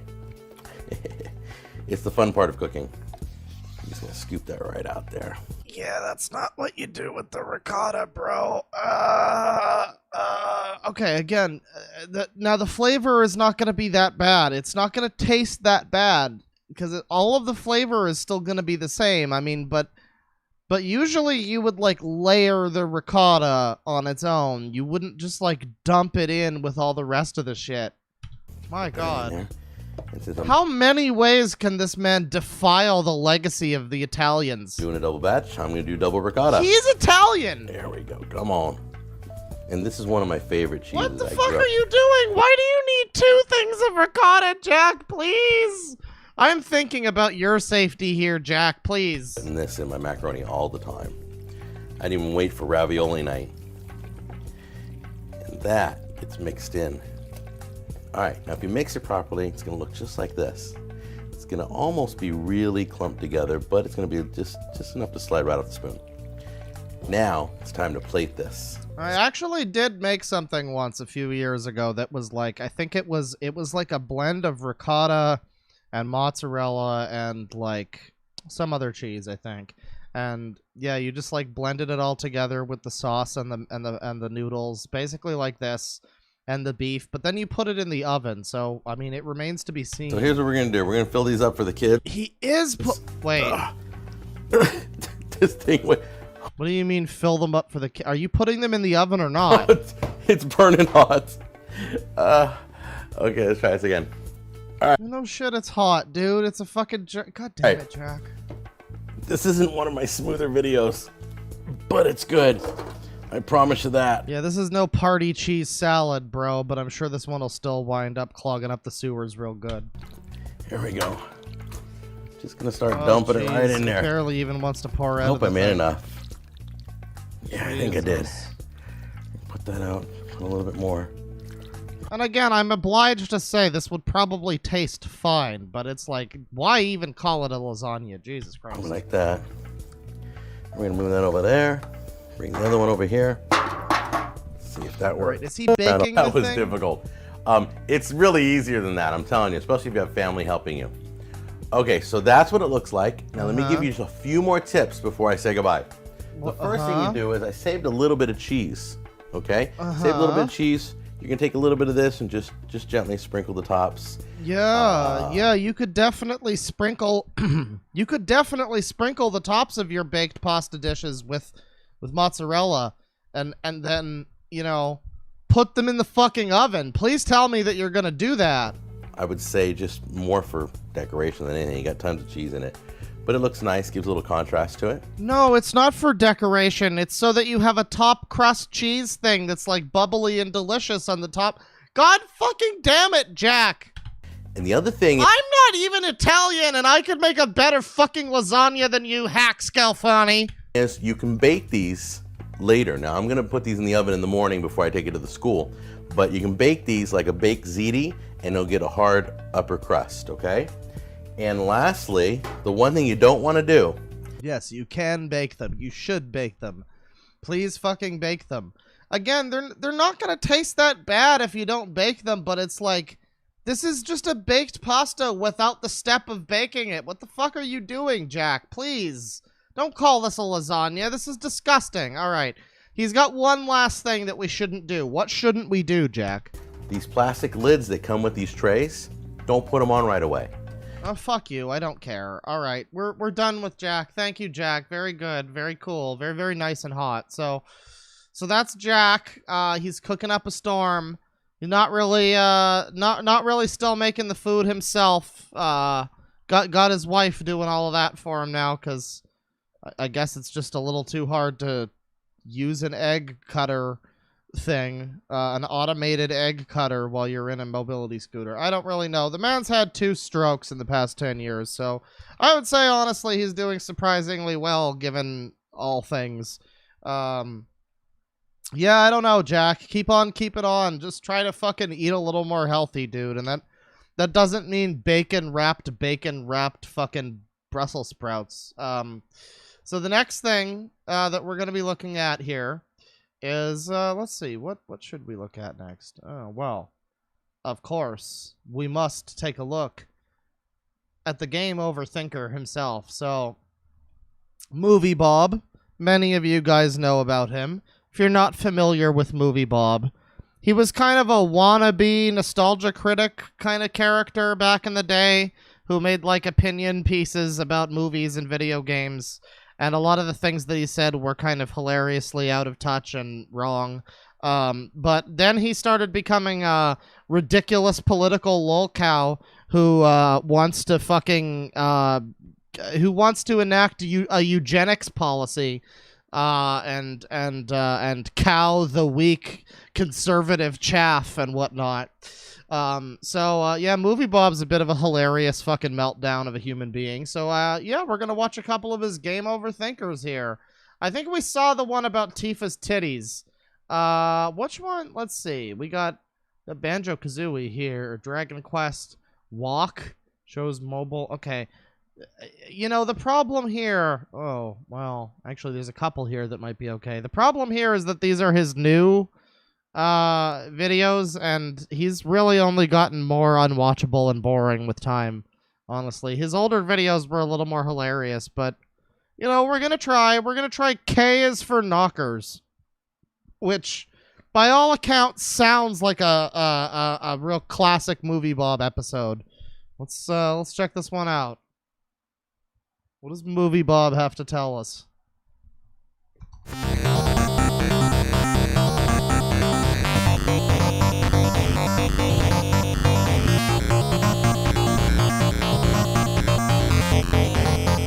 Someone in chat asks if we're making fun of BreadTube now. Homie, this is the original BreadTuber. Check your Bible. Take that home with you. I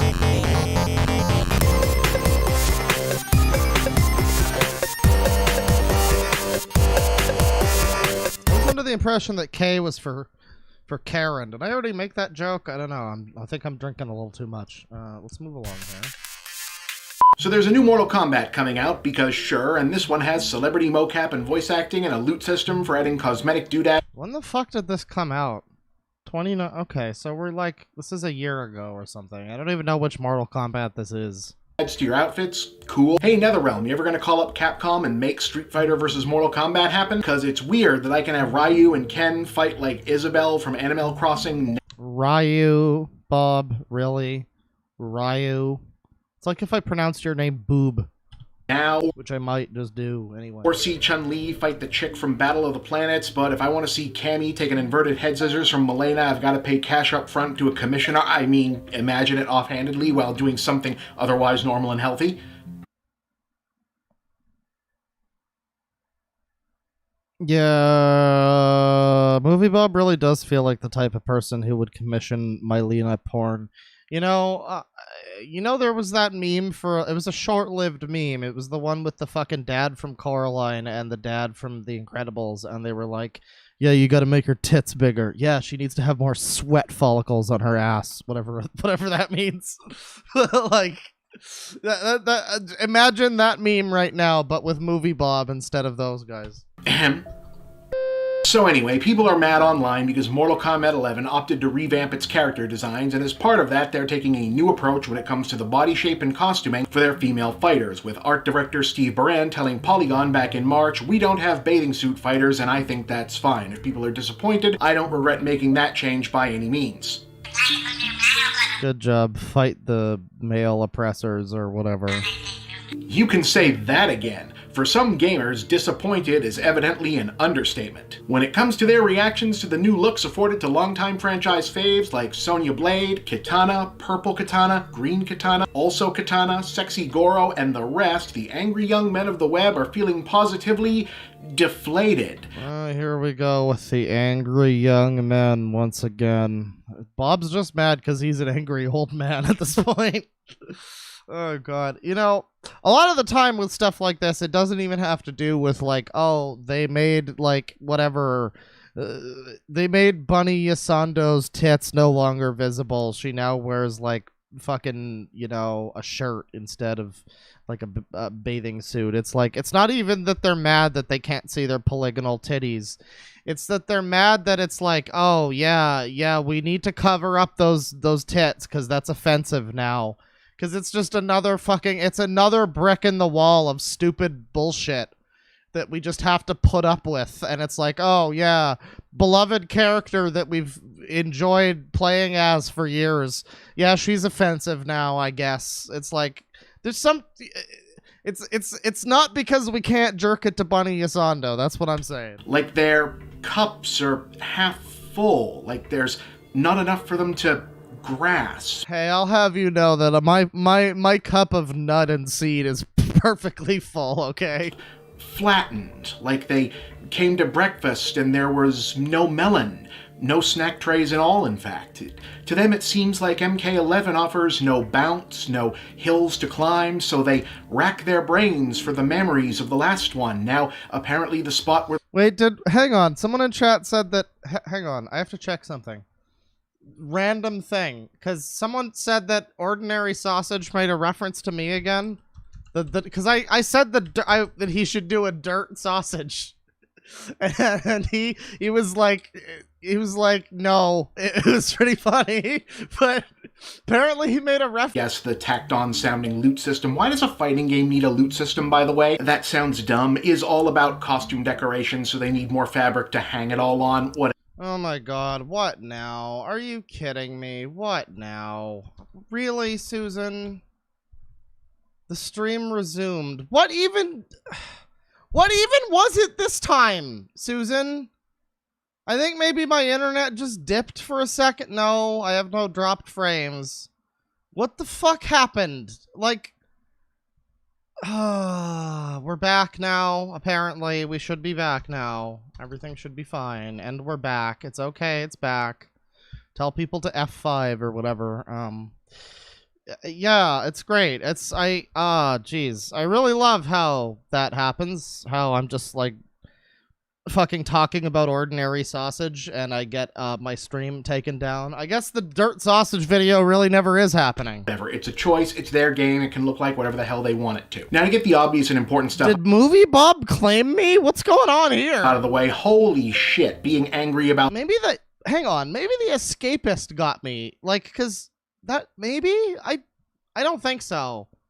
I don't think that was automated. That's weird. This is gross and dumb. Usually I feel like that's automated when it happens, but this time, I don't know about this time. I don't know about that one. Did I mention gross, even for an angry dude video game non-traversy? Like, I'm not gonna kink shame if you like CGI ninja girls and you wish they were more likeable. In this context, whatever, you do you. But getting as mad about it as some people get about, like, civil rights is kind of grotesque. Perspective, okay? Also, if that's an A... Yeah, let's talk about perspective, Bob. Hang on. So... You know what? Let's take a brief break from this video here while I show you guys some fun pictures. So while Bob says that we shouldn't worry about video game titties as much as like real civil rights issues, perspective, guys. Let's you know, look into some things here from Bob. Let me just get some music going here. You know, we get some, you know, this is, oh, well, this is not the song I was thinking of, but you know what? This one works. This song works. I was going to play the Mario 64 slider theme, but I mean, honestly.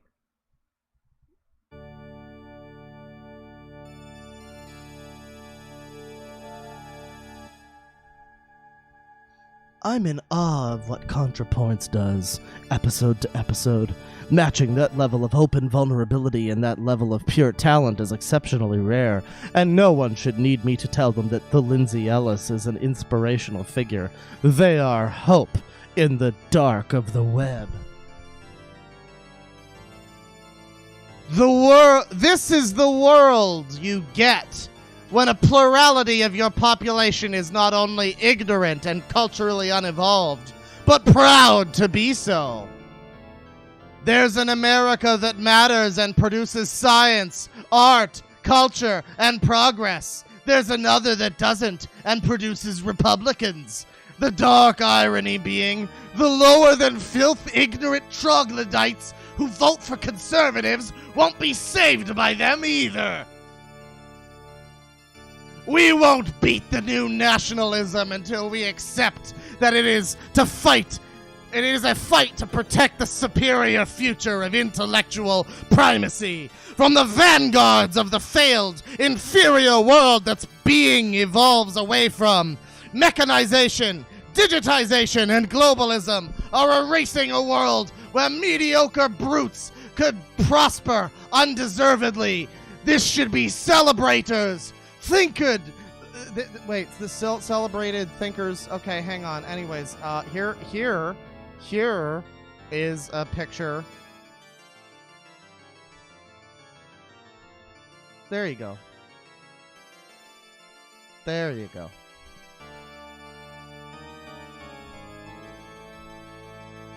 God damn it. No. There you go. Alright, that's very cool. It's very cool there. Shout outs to Koji Kondo on the organ, guys. Big claps for Koji Kondo on the organ. He's my boy. Cup, where you're from. Where are you from? No, but seriously, where? And what's the rent like? In any case, this is pretty cut and dry. Yeah, the guys who make Mortal Kombat can make the characters look however they want because they're the guys who make Mortal Kombat. Nobody's gonna make you buy the new game, and if you don't want to now because you'd prefer the women had bigger breasts and wore less clothes on them, that's okay, it's your money. But if you're being gross and sexist and shitty about it online, that's not okay, and you should probably chill the hell out and get help, okay? Okay. It's not about sexism, you fucking butterball, not a bully stream. It's about the fact that, again, once in a while, you know, you see that a new game in a series you like is coming out, and it turns out that they decided that fucking, like, Mario is showing too much stash, and they needed to trim the stash because it was just getting a little too erotic. You know what I mean? Like, it's dumb. It's just dumb. It has nothing to do with, oh, I can't jerk off to the titties anymore. It has everything to do with, god damn it, we don't need another fucking piece of media fucking, like, neutering itself so people on Kotaku don't write fucking think pieces.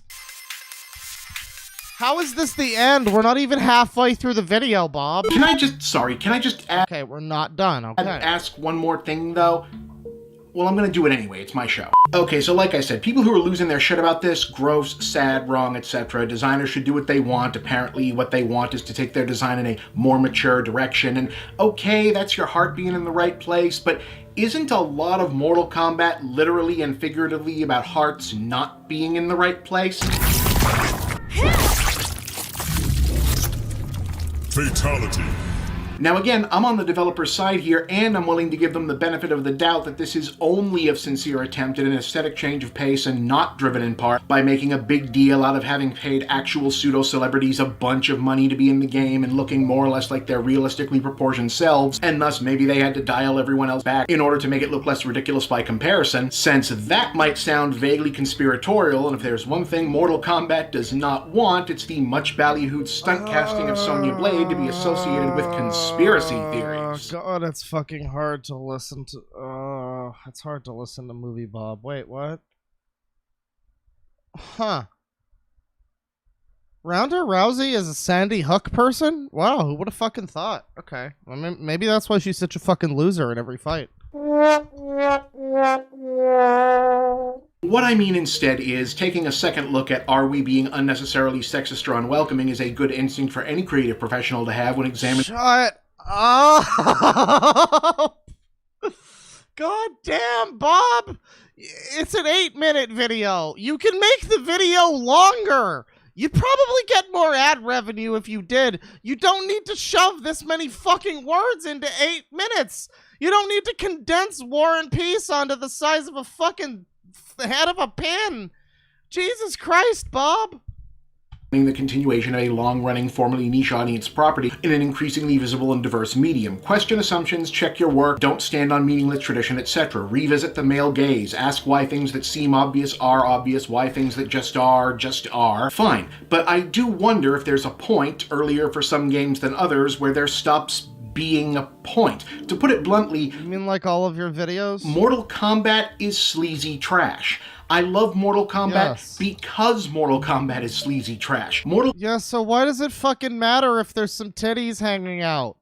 You know what? Titties hanging out makes sense in Mortal Kombat. It means easier access to rip your fucking heart and spleen out of your fucking body. Kombat looks and feels like a cross between 70s Shaw Brothers kung fu movies and knockoff high fantasy art you'd airbrush on a panel van in the 80s. Spills blood like the story of Ricky and runs on a hook and enter the memorized special attack button combo faster engine, and that's why it's awesome. It's a shallow, visceral, juvenile lizard brain experience. That's why— No, Bob, all I have to say in response to this video, really, the ultimate response that I can think of is, why bother wasting time use lot word when few word do trick? it rules. So whereas gaming overall moving into a zone where it's not an obvious go-to default for every woman character to look like the sexy Halloween costume version of whatever her job is, in Mortal Kombat's case, it's kind of, if not appropriate, at least on brand, isn't it? Like, obviously you need to look out for stuff that's outright misogyny, hateful, assaultive, and there's tons of widely available writing in academia about the feminist traditions of burlesque and sex-positive erotic art design for how to do hypersexual but not demeaningly objectified character presentation of that type, of which I'm not an expert on, but, you know, it's out there, you can look it up. But when you tell me you're trying to get more mature and dignified in the aesthetics of Mortal freaking Kombat— Oh, this is a fine, elegant Harvey Falsbanker. I mean, okay, it's your game, you do you, but should I assume— Who are you trying to convince, Bob? We all know you voted for Hillary. What do you want, a fucking cookie? Do you want a fucking gold star on your fridge? Do you want us to put a gold star on your fridge every day? Is that what you want, Bob? What the fuck do you want, Bob? Shut up. I know, feminism good. You're a good person. Shut up. that also means that, like, the Tom and Jerry physics, the cross-cultural sensitivity, the Frank Langella in Masters of the Universe approach to subtlety in voice acting—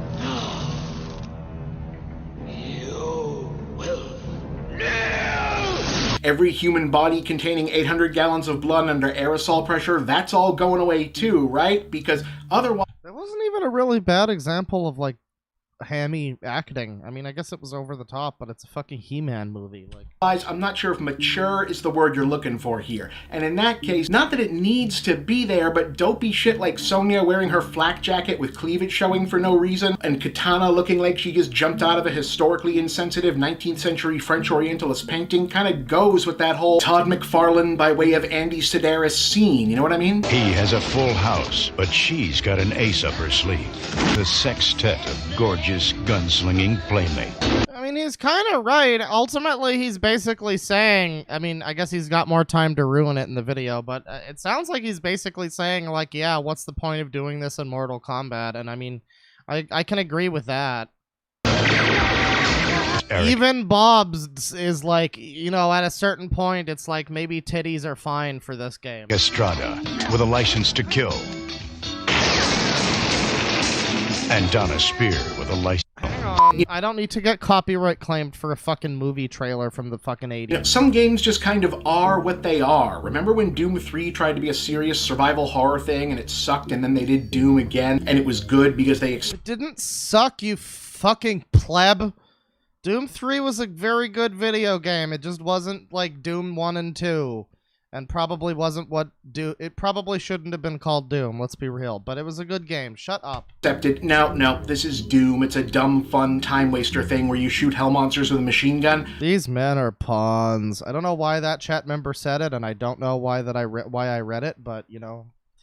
1, 2, 3, 4. 2, 2, 3, 4. Well, Mortal Kombat ain't mature. Mortal Kombat is juvenile. Mortal Kombat is awesome, wonderful, stupid, sleazy garbage. If Mortal Kombat doesn't make you feel a little bit embarrassed to still be enjoying it past the age of 16, it's not doing its job right. Oh, this is the cornerstone of Movie Bob media, is this general sense of, this is really what it is with everybody like Bob and everybody like him, where it's like they can't fucking stop feeling like they're in some way like embarrassed for themselves because of the things that they like, and they need to fucking, they grasp so so incredibly like blindly into the fucking abyss for anything that they can to legitimize the thing that they apparently have like some kind of deep embarrassment for.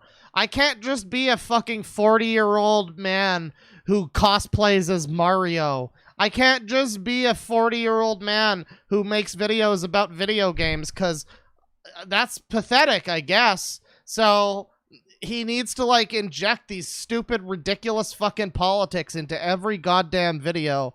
And that's why Movie Bob is the way that he is now. It's a little bit of like a Freudian slip kind of thing where he's wonderful, like, stupid, sleazy garbage. If Mortal Kombat doesn't make you feel a little bit embarrassed to still be enjoying it past the age of 16, it's not doing its job right. why should a video game make you embarrassed to be playing it if it's a good fucking game and you enjoy it? What the fuck, Bob? Are you literally still, like, are you still self-conscious about, like, people making fun of you for playing your Mayros? It's 2020, Bob. Everybody's playing video games. Like, I don't know. It's really not... It's not that embarrassing to like Mortal Kombat. It's not... You don't need to turn it into a fucking political thesis. You know, like, you can just enjoy something. You don't need to be such a little fucking bitch about it. My God. So, yeah, internet dudes crying about cup sizes, gross and terrible. Mortal Kombat guys looking to not be catering exclusively to that scene, understandable, very good instinct. But I just hope it doesn't mean that they overcorrect and forget that even... Someone in chat asks a very valid question. They say, Mortal Kombat is just a fun, wacky game with martial arts guys murdering each other. How is it embarrassing? And the answer to that question, chat member, is that it's embarrassing because it is a game that revels in the fact that it's just a silly, fun, stupid video game. And it's not trying to fucking, like, tackle the deep fucking philosophical valleys of, like, depression or... whatever. It's not a fucking Twine game by Zoe Quinn about depression. It's not changing the industry. It's not starting a conversation.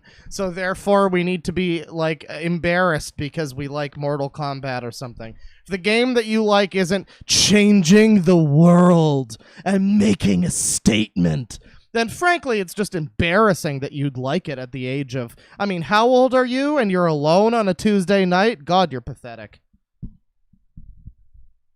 If Mortal Kombat correctly wants to stop being gross, it should probably still be pretty nasty. Just a thought.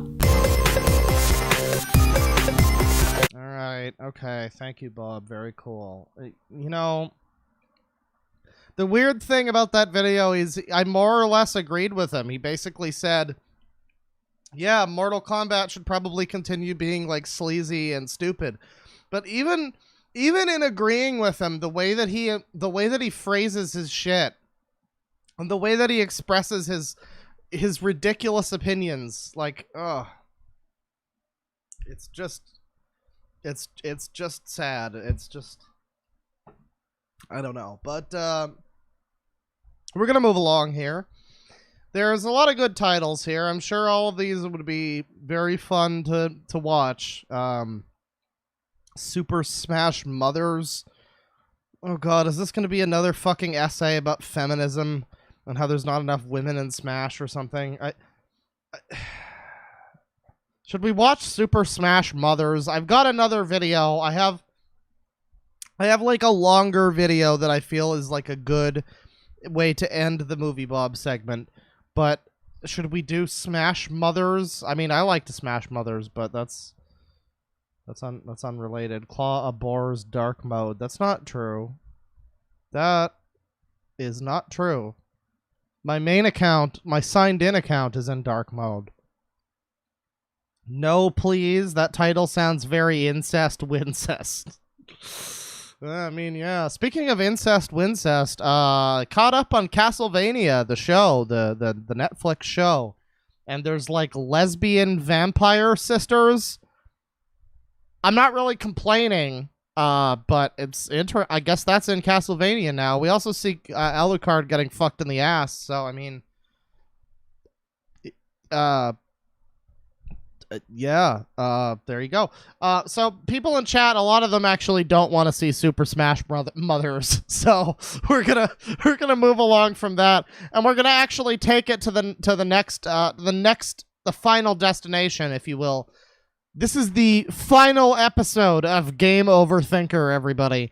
Except that it's totally not, because the one that we just watched was released like a year ago, and this one was from 2015, so this is literally a lie. But that's okay. This is a half-hour episode of Movie Bob goodness. And I'm sure that there's like some fucking overarching story here. The Game Over Thinker is dead. The Oolong Tea Party... Retro Thinker, Anti-Thinker, and Ivan, using Robo Thinker's body, have set out for downtown Boston for the ultimate confrontation. Okay, so we've got all of the fucking, like, we've got all of the, like, nostalgia critic characters here. All of the bum and all of them are here. Remember, I said it before and I meant it. Movie Bob was essentially like a failed Channel Awesome person. He never managed to even make it to Channel Awesome. They brought him on board fucking The Escapist.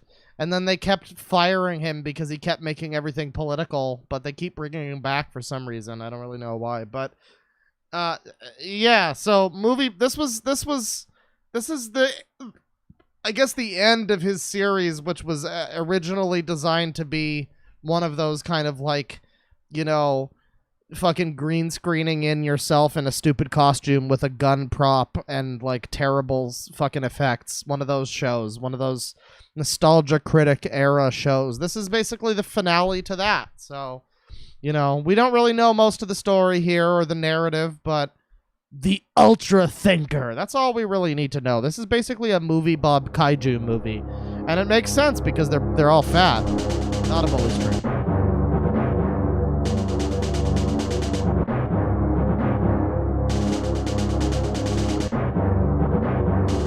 Oh god, Nash loved his videos? Oh, that's... Someone in chat says Nash loved his... I used to like Nash. I used to really like the What the Fuck Is Wrong With You series. I like that. I guess I actually like Taro a lot more than Nash. But that being said, that's disheartening right there.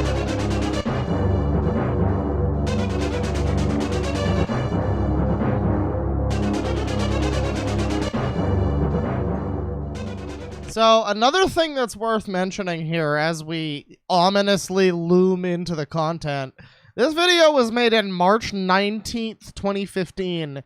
This is the fucking hot zone of Gamergate. This is the Gamergate era. This is basically like, I want to say the tail end, but really it kind of kept going, at least in like spirit, for a little while after this. I would say 2015 mostly it also happened, but really it was like the majority of it was like September 2015, well actually late August 2014 on through like early 2015. So this is at the end of Gamergate, so expect this video to be fucking filled with relevant commentary to today's day and age. Oh, it's part 3. See, Avengers, they just ripped off Movie Bob, honestly. Ha! Top of the crew, motherfuckers! You know, it's weird. You live in Boston, but you never go to these places unless a tourist shows up. Well, that's one big-ass tourist. Hey. Wow, this really is about to be a kaiju movie. You guys know what this reminds me of? As a matter of fact, I do. Ivan! Let's show this 8-bitch how we do things downtown. Sure sucks when you have no friends to film your sketches with. So, this is awkward. Awkward in the sense that it's difficult to confront what is effectively your own esoteric id at the threshold of an afterlife you yourself may not have fully believed in. Awkward in the sense that I doubt anyone... Okay, on the first of all, I really wish you would take down that Destroy All Monsters poster right there.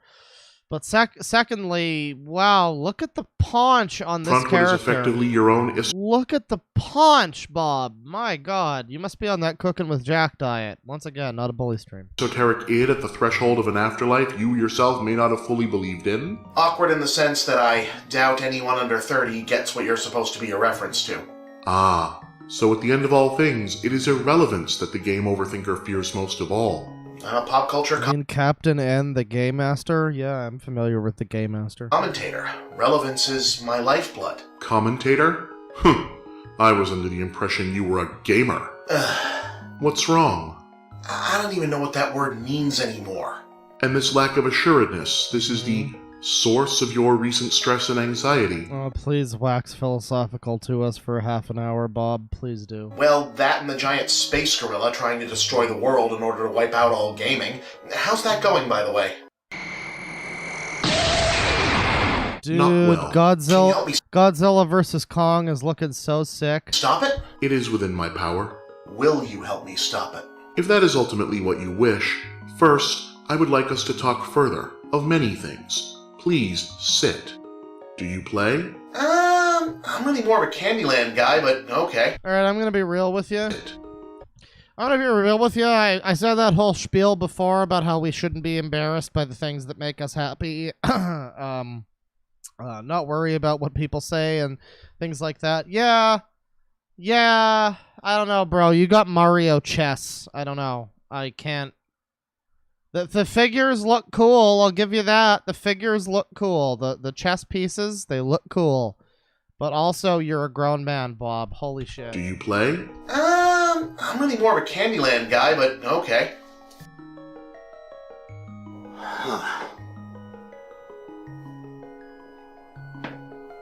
So what is it that makes you question your... Wait. What the fuck was that?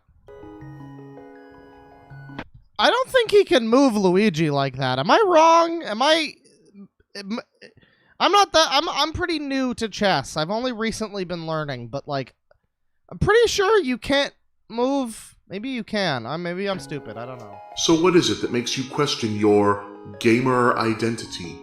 I don't know, I guess when it stopped being No, you can't. You absolutely can't. Yeah, you can't. You're supposed to move the fucking pawns first, genius. about the games, or at least it feels like it. How do you mean? Why would you have a chess scene if you don't know how to play chess, Bob? No, Come on. It just feels like things were simpler in your day, Captain. My day. I mean, if you played video games, you were a gamer. And it didn't matter what you played them on, whether it was the arcade, home consoles, computers. What about those little Tiger Electronics thingies? Remember those? Oh man, I miss those. Those were so cool. Right. They should bring those back. You know what they could do? Okay, so knights can move first. Is Luigi a knight? I don't know if Luigi... Wait, isn't Luigi queen? Isn't Mario king and Luigi queen? That's interesting. What's that? They could bring those back as, like, locked off, no transactions, no connection necessary version of mobile stuff like Angry Birds or whatever. You know, for kids, so they can play without having to worry about phone stuff or microtransactions. Are we really fucking talking about bringing back Tiger Electronic games, Bob? You absolute mad unit. Holy shit. I like the sound of that. Ooh, and you know what would be printing money in an archivist nostalgia kind of way? Re-releasing my show for Blu-ray? Okay, that too. But what I was thinking was if they did like retro-look Game Boys, but instead of a cartridge slot... Bro, you're gonna go make me grab my Game Boy. Am I about to fire up some Conker's Pocket Tales right here in the middle of the stream, dude? Don't make They came preloaded with a shitload of games on a single theme. So, like, the Mega Man collection. What the fuck is he even talking about? What does this have to do with anything? This is like this whole overarching narrative about the fucking space gorilla coming to destroy gaming, and he's playing chess with the fucking Captain N Game Master, and now he's talking about, by the way, chroma key chess. That's a lot of blue shells there on the chessboard. And now he's talking about, like, Game Boy Classic consoles. Is Movie Bob predicting classic consoles? Oh, God. Or every Street Fighter iteration, or classic Disney games, or the original First Wave NES Black Box set. Oh, hell yeah. At the right price point, that'd be some tubular bodaciosity, dude. Excuse me? I'm from 1989, okay? Sorry. You'd think that after living with Retro Thinker, you'd be used to this sort of thing. I said I was sorry. Are these jokes funny? Maybe I'm blinded by how much I genuinely, like, disagree with and don't particularly care for Bob. But, like, yeah, I don't know. Like, are they funny? Are the jokes funny? They're not funny. They're just not that funny to me, at least. I don't know. Like, tubular bodaciosity. I could see somebody saying that and making it funny, but somehow Bob says it and it just, like, it's just fucking, it's dead on arrival. It's incredible. No worries, and those were good ideas. Feels like I used to have more of those. Oh? Yeah. I'd like to hear more about that. It just feels like when I was starting out, I had all these thoughts and feelings and opinions on games, and they were all filled up inside of me over a lifetime of gaming, and I just couldn't wait to get them out, and that was enough. And then, over time, I started accumulating all this other stuff. What the hell was that? Just the meta alarm. It monitors for excessive levels of It's amazing how much, like... What the hell was that? It's amazing how much, like, certain frames, when you look at Bob, it's like... Again, I'm not trying to be rude, but... My god. That's quite an iconic look right there, dude. Just the meta alarm. It monitors for excessive levels of meta. Are we already at full meta? My friend, the only way this could be more meta is if we both woke up in the Nostalgia Critic's living room. Oh, I just want to fucking kill myself. Who's that? Who do you think? Commissioner Bunnyface! It's Buonafaccio. So anyway, first I was fighting the Anti-Thinker, then I was killing the Vidspawn for Bunnyface, then I had to try to save the Retro-Thinker, a mission... I like how me and the chat are about on the same fucking wavelength, where, like, the moment...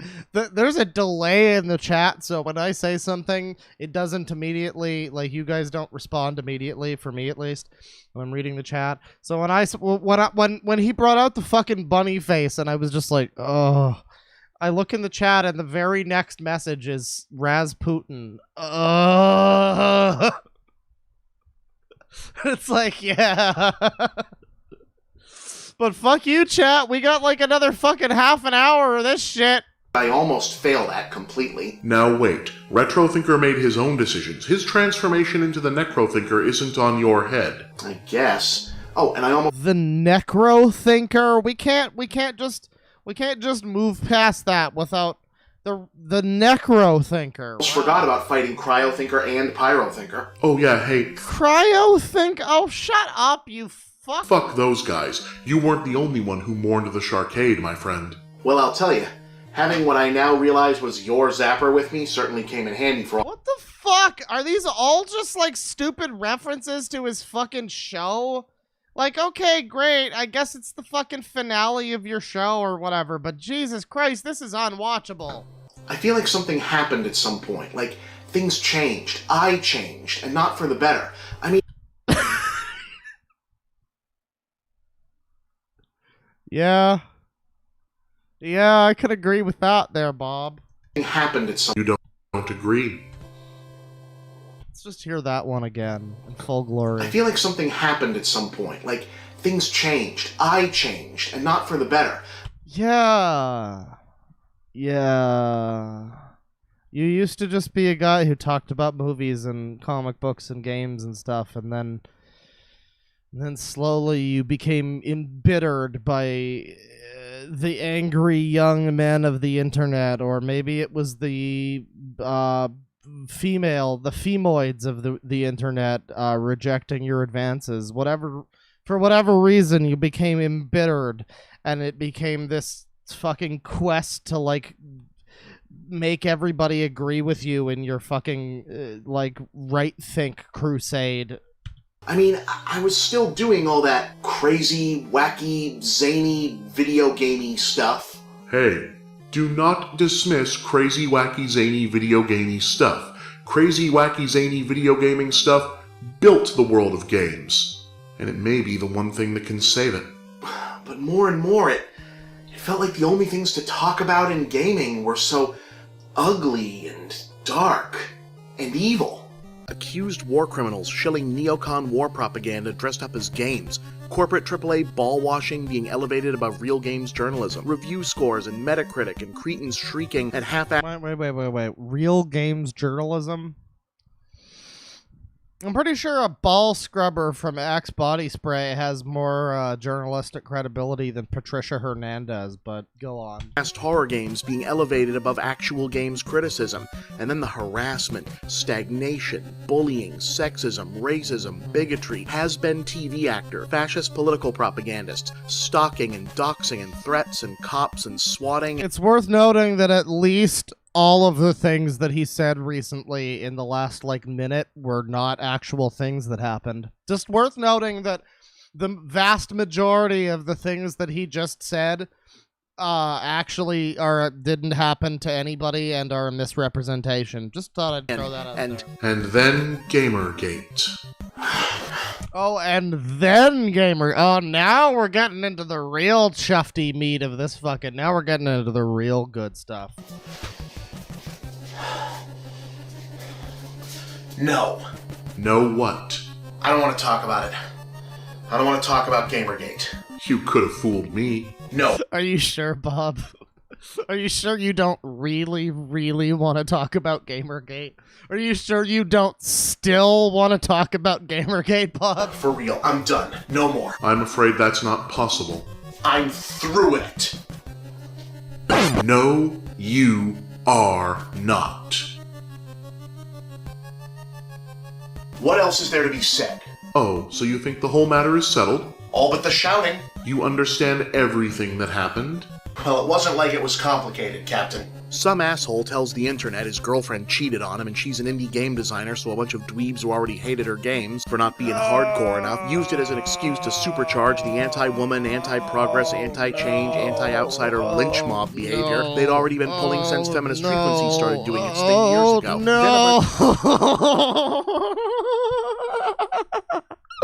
Oh, that's about the worst. Wow, that's so bad. Wow, that's the worst mischaracterization of fucking anything that I've heard since the last time I turned on CNN. Congratulations, Bob. Yeah, Zoe Quinn slept with 5 game journalists for good press on her text adventure, which that she then got, by the way. Also, that was not the first time that year that she got involved in scandal. Little known fact. Small little known fact about Gamergate and all that shit, Zoe Quinn. It was August of 2014 when the Gamergate scandal really broke the air. But it was like March or something. And I remember there was some weird thing going on where like she was kind of like shitting on and publicly like harassing some group of nowadays they would be incels, but at the time they weren't radicalized. Let's just put it that way. We called them wizards. It was Wizard Chan. It was for all the sad, lonely fuckers who were 30 plus and had never, they never had someone gently caress their nut and seed cup. You know what I mean? They were. I remember when it happened. It was like this weird situation where she was like, "Oh fuck these guys! These guys are losers! Haha! They've never had sex! Haha! What losers!"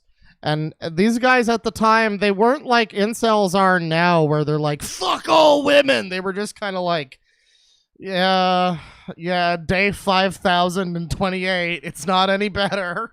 Like, it was a pathetic thing. It was a sad place, and it wasn't like they weren't like giant assholes, and she just kind of shit on all of them.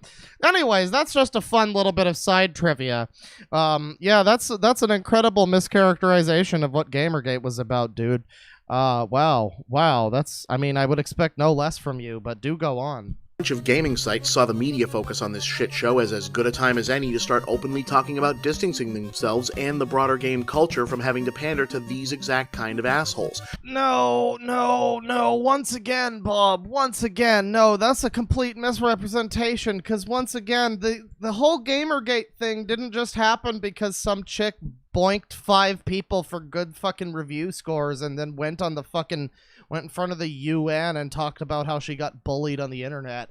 Now, that wasn't why it happened. It happened because this was following like fucking 4 years of just new game gets released, fucking 5 articles from Kotaku and Polygon and all the fucking rest of the bullshit media being like, oh, well, her tits are just a little too big. I don't know, guys. This might be furthering sexism. There's one article I remember, a classic one, about like, oh yeah, someone called me a word that's bad in Battlefield 3. Therefore, Battlefield 3 is an offensive, bad video game because someone on online voice chat called me a name. So that's the kind of video game journalism that we were dealing with for like 4 years leading up to the fucking straw that broke the camel's back, let's say. It's not like video game journalism was just this great bastion of fucking, wonderful ethics and great people. No, the moment that this shit happened, there was like fucking 20 articles that came out across a bunch of different websites that were supposed to be competing with each other, that were all just somehow in on the same story with the same talking points. And then, oh yeah, it turned out they were all collaborating with each other. There's a lot more to this story, basically, is what I'm saying, than anything Movie Bob would let you know. Which is not hard to believe because it's Movie Bob. But it really just goes to show you, or at least it goes to show me, that anytime he says anything, it's probably a gigantic fucking misrepresentation because he either willfully ignores the facts or, does so out of ignorance. I'm going to say he willingly does it because he wants those Sarkeesian milkies, but, all I'm saying is take anything Bob ever says with a fucking grain of salt, because holy shit, was that ever the worst fucking... Wow, that was which got manipulated into this bullshit gamers are dead conspiracy theory by right-wing political hacks who'd been angling to gain a foothold in video games ever since they noticed that gaming was embarrassingly damn near the only entertainment medium that hadn't overwhelmingly evolved past taking their warmongering bullshit seriously, incidentally. Oh god, here we go. Let's be fair. A lot of weirdo right-wing hacks were getting in on the bandwagon at this time. But that doesn't really change the fact. The articles that came out, like the fucking 20-something articles that dropped in unison one night about the story, they were all using similar terminology about like we can't use the word gamers anymore because it refers to toxic people and all this fucking shit. And it's like, yeah, they were basically saying that kind of gamers are dead thing. That wasn't really a conspiracy theory. They said that. Some of them said it literally. But, yeah, to be fair, a lot of conservative hacks use that whole situation for their own advancement. But, also, go fuck yourself. You are soapboxing. No, I'm overthinking. In an utterly transparent attempt to refresh their dwindling ideological ranks with a fresh crop of angry, entitled young bros with an appeal to the diseased final remnants of tech bubble libertarianism and a knee-jerk anti-feminism... Wait, hang on. Why are we throwing like Luke Wilson? Is that Owen Wilson? Why are we throwing Owen Wilson and Vince Vaughn under the bus? They didn't do anything to deserve this. And a knee-jerk anti-feminism, which of course I'm sure has nothing at all to do with existential panic at the likely impending candidacy of the first serious female candidate for president. That was...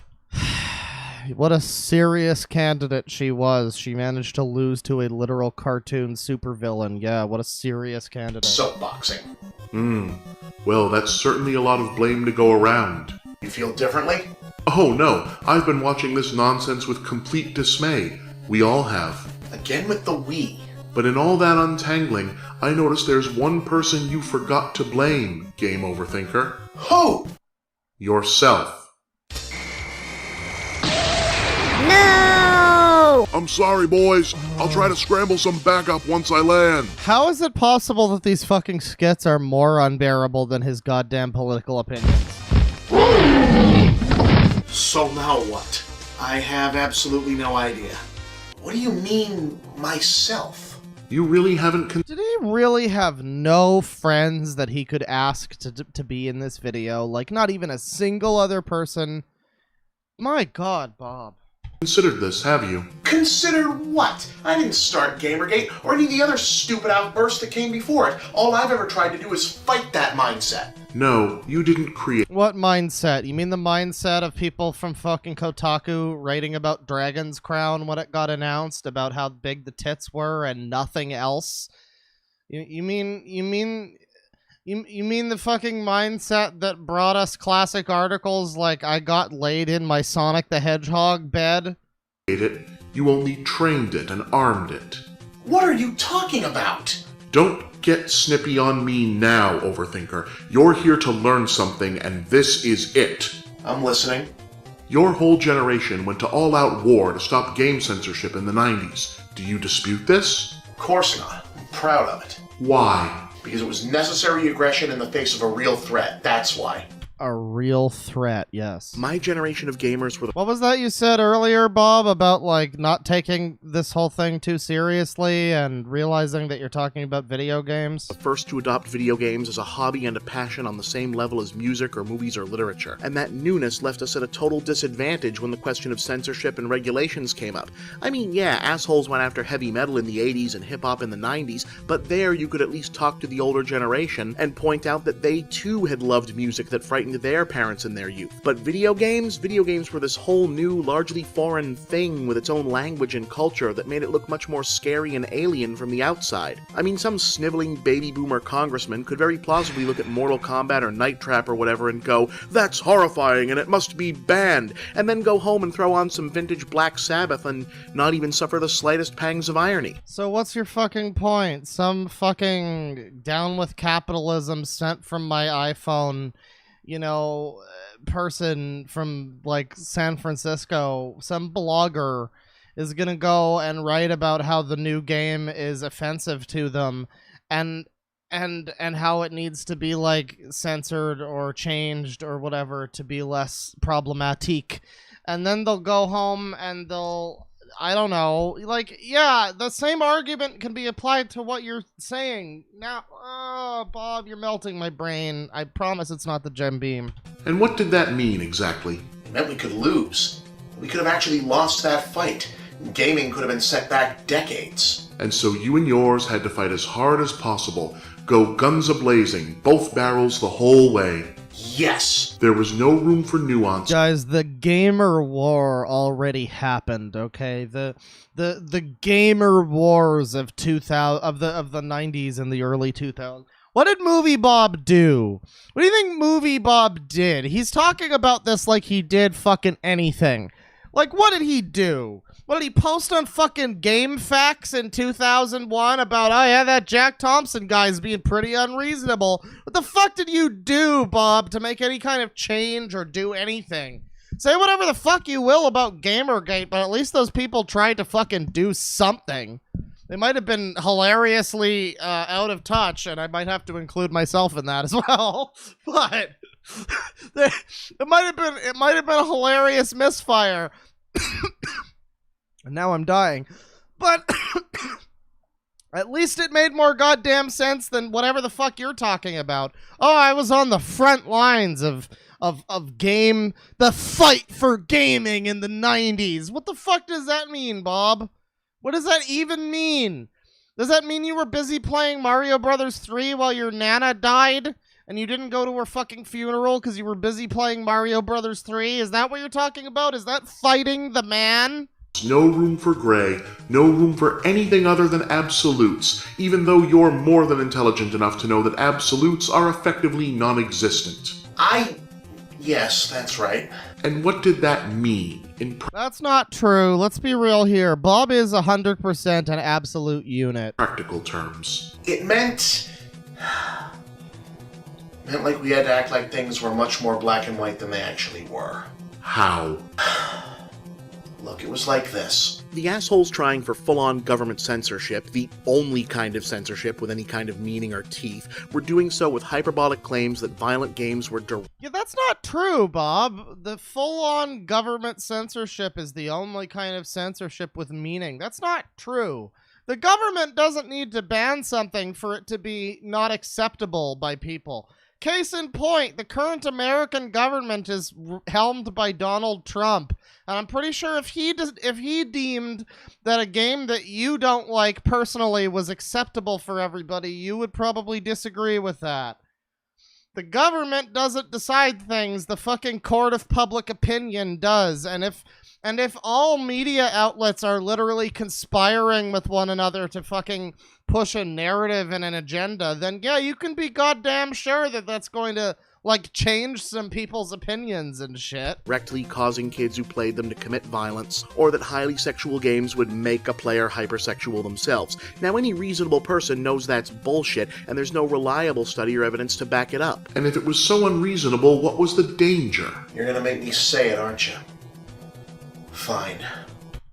Say it, Bob. Tell us how the danger of misogyny in video games is so much more real than the danger of fucking, like, killing people because of video games. Please, Bob, let us know. Because there were other studies, other stuff to consider.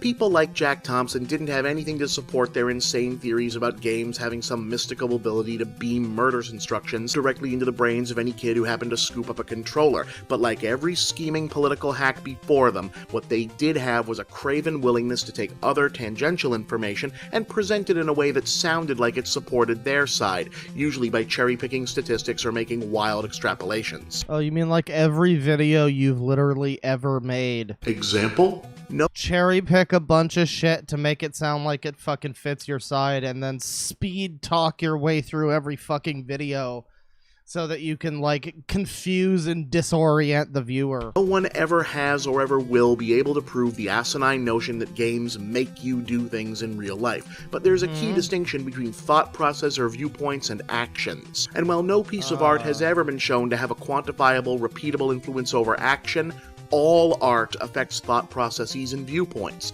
That's what it's supposed to do. There are numerous studies and well-documented theories that while spending a protracted amount of time playing video games or watching movies or whatever else, for example, where violence is proper solution to any problem isn't going to make you imitate it, it does quite often seem to affect the viewer or player or user's viewpoint on the matter. See, no, I disagree with that pretty strongly. Now, it's almost sounded like he was making a legit point where it was like, there's a difference between, watching something and, like, your takeaway from it or your viewpoint on it and your actual, like, actions. And I figured the point that he was going to make was, like, there's a difference between, playing a game that has a girl in a bikini as the main character. And there's a difference between that and, like, yelling at some woman to get back in the kitchen because she joined your, like, Halo 3 lobby or whatever. And I guess there's some level of, like, yeah, you can make that claim. It's like, but that's not really a gaming thing as much as it's just like a internet anonymity thing. He almost made a good point, and I don't know. But now he's talking about how, like, gaming won't directly make you kill people, but it's going to change your opinions about the people that do, I guess. Even if they never put that viewpoint into practice. And, well, maybe that's not the healthiest thing in the world. Not like turn you into Ted Bundy unhealthy, but make you more likely to act like an asshole unhealthy. Yep. Okay, no, excuse me, but no. Grand Theft Auto 5 is one of the... You're using GTA 5 specifically as an example here. Quite often seem to affect the... And GTA 5 is one of the fucking most popular and successful games ever made. Not only that, it's one of the most successful pieces of fucking media ever made. And I'm pretty sure we haven't had like a huge uptick in Ted Bundy's since then because Trevor was just oh so charismatic. Like, you're proving yourself wrong with your own fucking points that you're making. Into Ted Bundy unhealthy, but make you more likely to act like an asshole unhealthy? Yeah, maybe. Sounds reasonable to me. It is. But the problem is the pro-censorship crowd would take those reasonable studies and put it right next to their bullshit as though one supported the other. And if you were too lazy or short-sighted or stupid to think critically about these issues and take a good hard look... So, a congressman. Yeah. And that's how they got so fucking close to winning. And us on the other... They almost won the video game war. And yeah, I mean, to be fair, they almost did, like, restrict and, you know,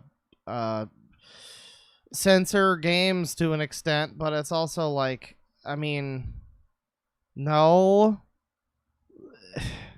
They did, I mean, they didn't, and Bob didn't have anything to do with like, stopping that. Nobody, no gamer had anything to do with fucking stopping, like GTA from being banned or whatever, you know? Like, they had nothing to do with it back then. They might now, because, you know, social media is a fucking thing. But at the time, unless your local congressman was actively checking GameFAQs threads and, like, fucking, you know, the local BBS, it's like, yeah... They were probably just going to vote whatever way they did, whether we felt a certain way or not. Fucking Bob. All right. We're halfway through this video. I'm sure the rest of this video, it just looks like the same thing for the whole fucking video. My God. All right. Well, you know, I wanted to watch his whole fucking final episode here, but this is insufferable. We made it through half of it. Who knows? You know, maybe in 10 years I'll do the fucking second half. Who knows? But we're going to move along. We're going to move along from Movie Bob. Thank you for stopping by the Movie Bob train. And we're going to be taking a look here at Channeling Eric once again. Now, we're going to be probably looking at their YouTube channel. But before we do that, it's important to look at a couple of things here on the here on their actual page. Now, what was the one that I saw earlier? I think it might have been there was one that I clicked on earlier, and it was oh shit. Oh, there you go. It was very interesting. I think it was this one here.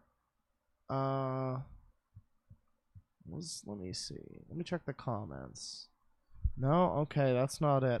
I'm just looking for some specific things here, but I'm not really finding it. But that's okay. It's not really anything too important. Eric's spiritual contract. I know you can't see, by the way. I'm just, I'm looking for stuff here. And, I'm really not finding anything except... Oh boy. Oh, what I did find. Oh no. Okay, so this is Channeling Eric. Something's fucking wrong with the banner on this page. I don't know what's wrong with it. It's not showing. I looked at the site a couple months ago and it also wasn't showing then, so I don't know what that's about. But yeah, this is Channeling Eric, and you know, as you can see, I've read this a few times, but I'll read it again just to kind of get everybody up to speed. On October 6th, 2009, my 20-year-old son Eric took his own life. Since that sad and tragic day, an overwhelming sense of grief and despair propelled me into a search for answers. And she wound up hearing Eric's voice or something. I don't know. She channels him, supposedly. And, you know... I feel like there's something to this where it's like, at the beginning, maybe this was all fine and she could have gone on Oprah and whatnot. By the way, she was apparently really, really crazy about going on Oprah and Dr. Phil and shit. But, yeah, maybe at the beginning it was fine when it was just like, oh, I talked to my son in the afterlife. And it's like, oh, you know, maybe that's true. But over the course of time, where now we're interviewing Nikola Tesla and... The Secrets of Stonehenge, and a fucking afterlife interview with George Floyd. I didn't even know that this fucking happened, man. But we're gonna have to watch this one. We're gonna have to watch a bunch of white people try to get through what happened here. That's gonna be exciting. Yeah, reptiles and amphibians, and they've got... If you're not familiar with Channeling Eric, if this is your entire first time with them, I implore you, please do go look up the video that I made many months ago. I think it was called "This Lady is Channeling Her Son" or something like that. And yeah, it basically goes through all of the things that you need to know about Elisa Medhus and the scheme that she's got running here. But you know, not making any accusations here, but you know, there was one that I saw a little while ago. I was looking at this earlier this morning, and there was one that I clicked on that was of particular interest because it had some kind of dowsing rods karma. Oh god, it had some interesting comments in the comments section, but I can't find which video that might have been or which post. But you know, that's beside the point. So you now know about Channeling Eric, and I guess actually before we move along here to the videos, we should check out the oh yes, let's read this page. So let's see what we have to say here. Mr. Floyd has so much wisdom to share from the other side, and medium Denise Ramon did a beautiful job giving him and Eric a voice. Hang on, let me zoom this in a little bit. Check her out at deniseramon.com. Also, please like, subscribe, and hit the notification bell. Tomorrow, Eric will discuss the current focus on police brutality and the collective's reaction to the deaths of George Floyd. So, yeah, basically this is what this lady does, you know? If you're just joining us and you have no idea who Channeling Eric is, essentially this kid killed himself over 10 years ago, and she's still using his name and his ghost, quote unquote, to apparently talk to these dead people and channel them and interview them. And it's like, I don't know, does that sound incredibly disrespectful to you? Because it sure sounds incredibly disrespectful to me. But that's just my opinion, you know. Can't speak for everyone. Let's watch this video though. Let's watch her channel George Floyd. Surely nothing can go wrong.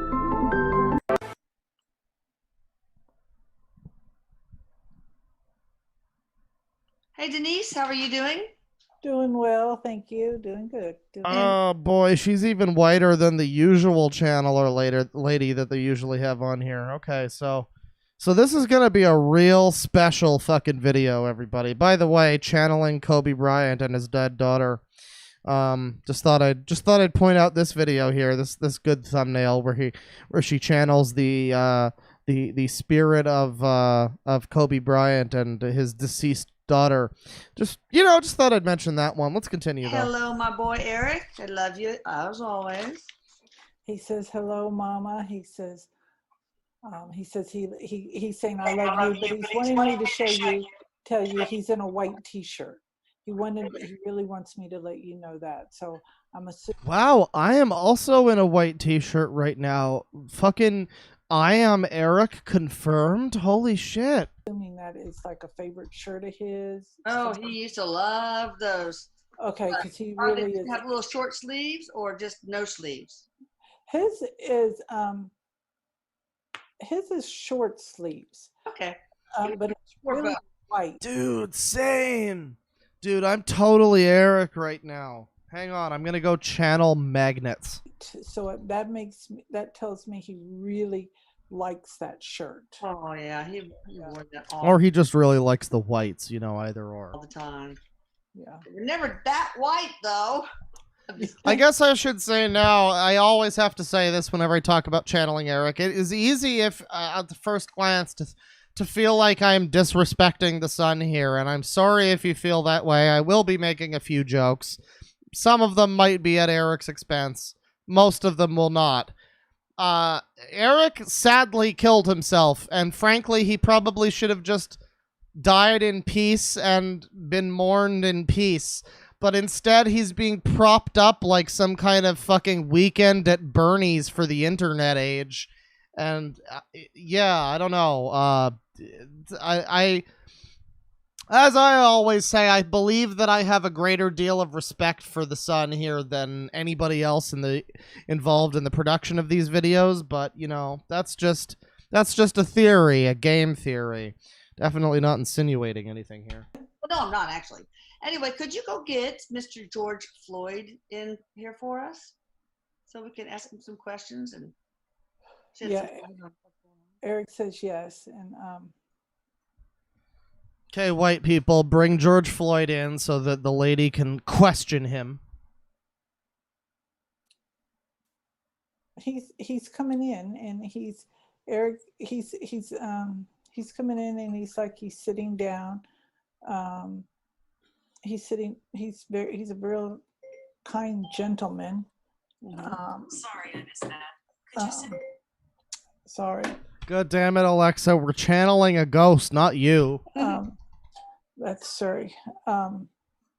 He's very gentle. The way he comes in, his energy is real soft and real, just gentle. And very he's gentle. Here and, what's he wearing?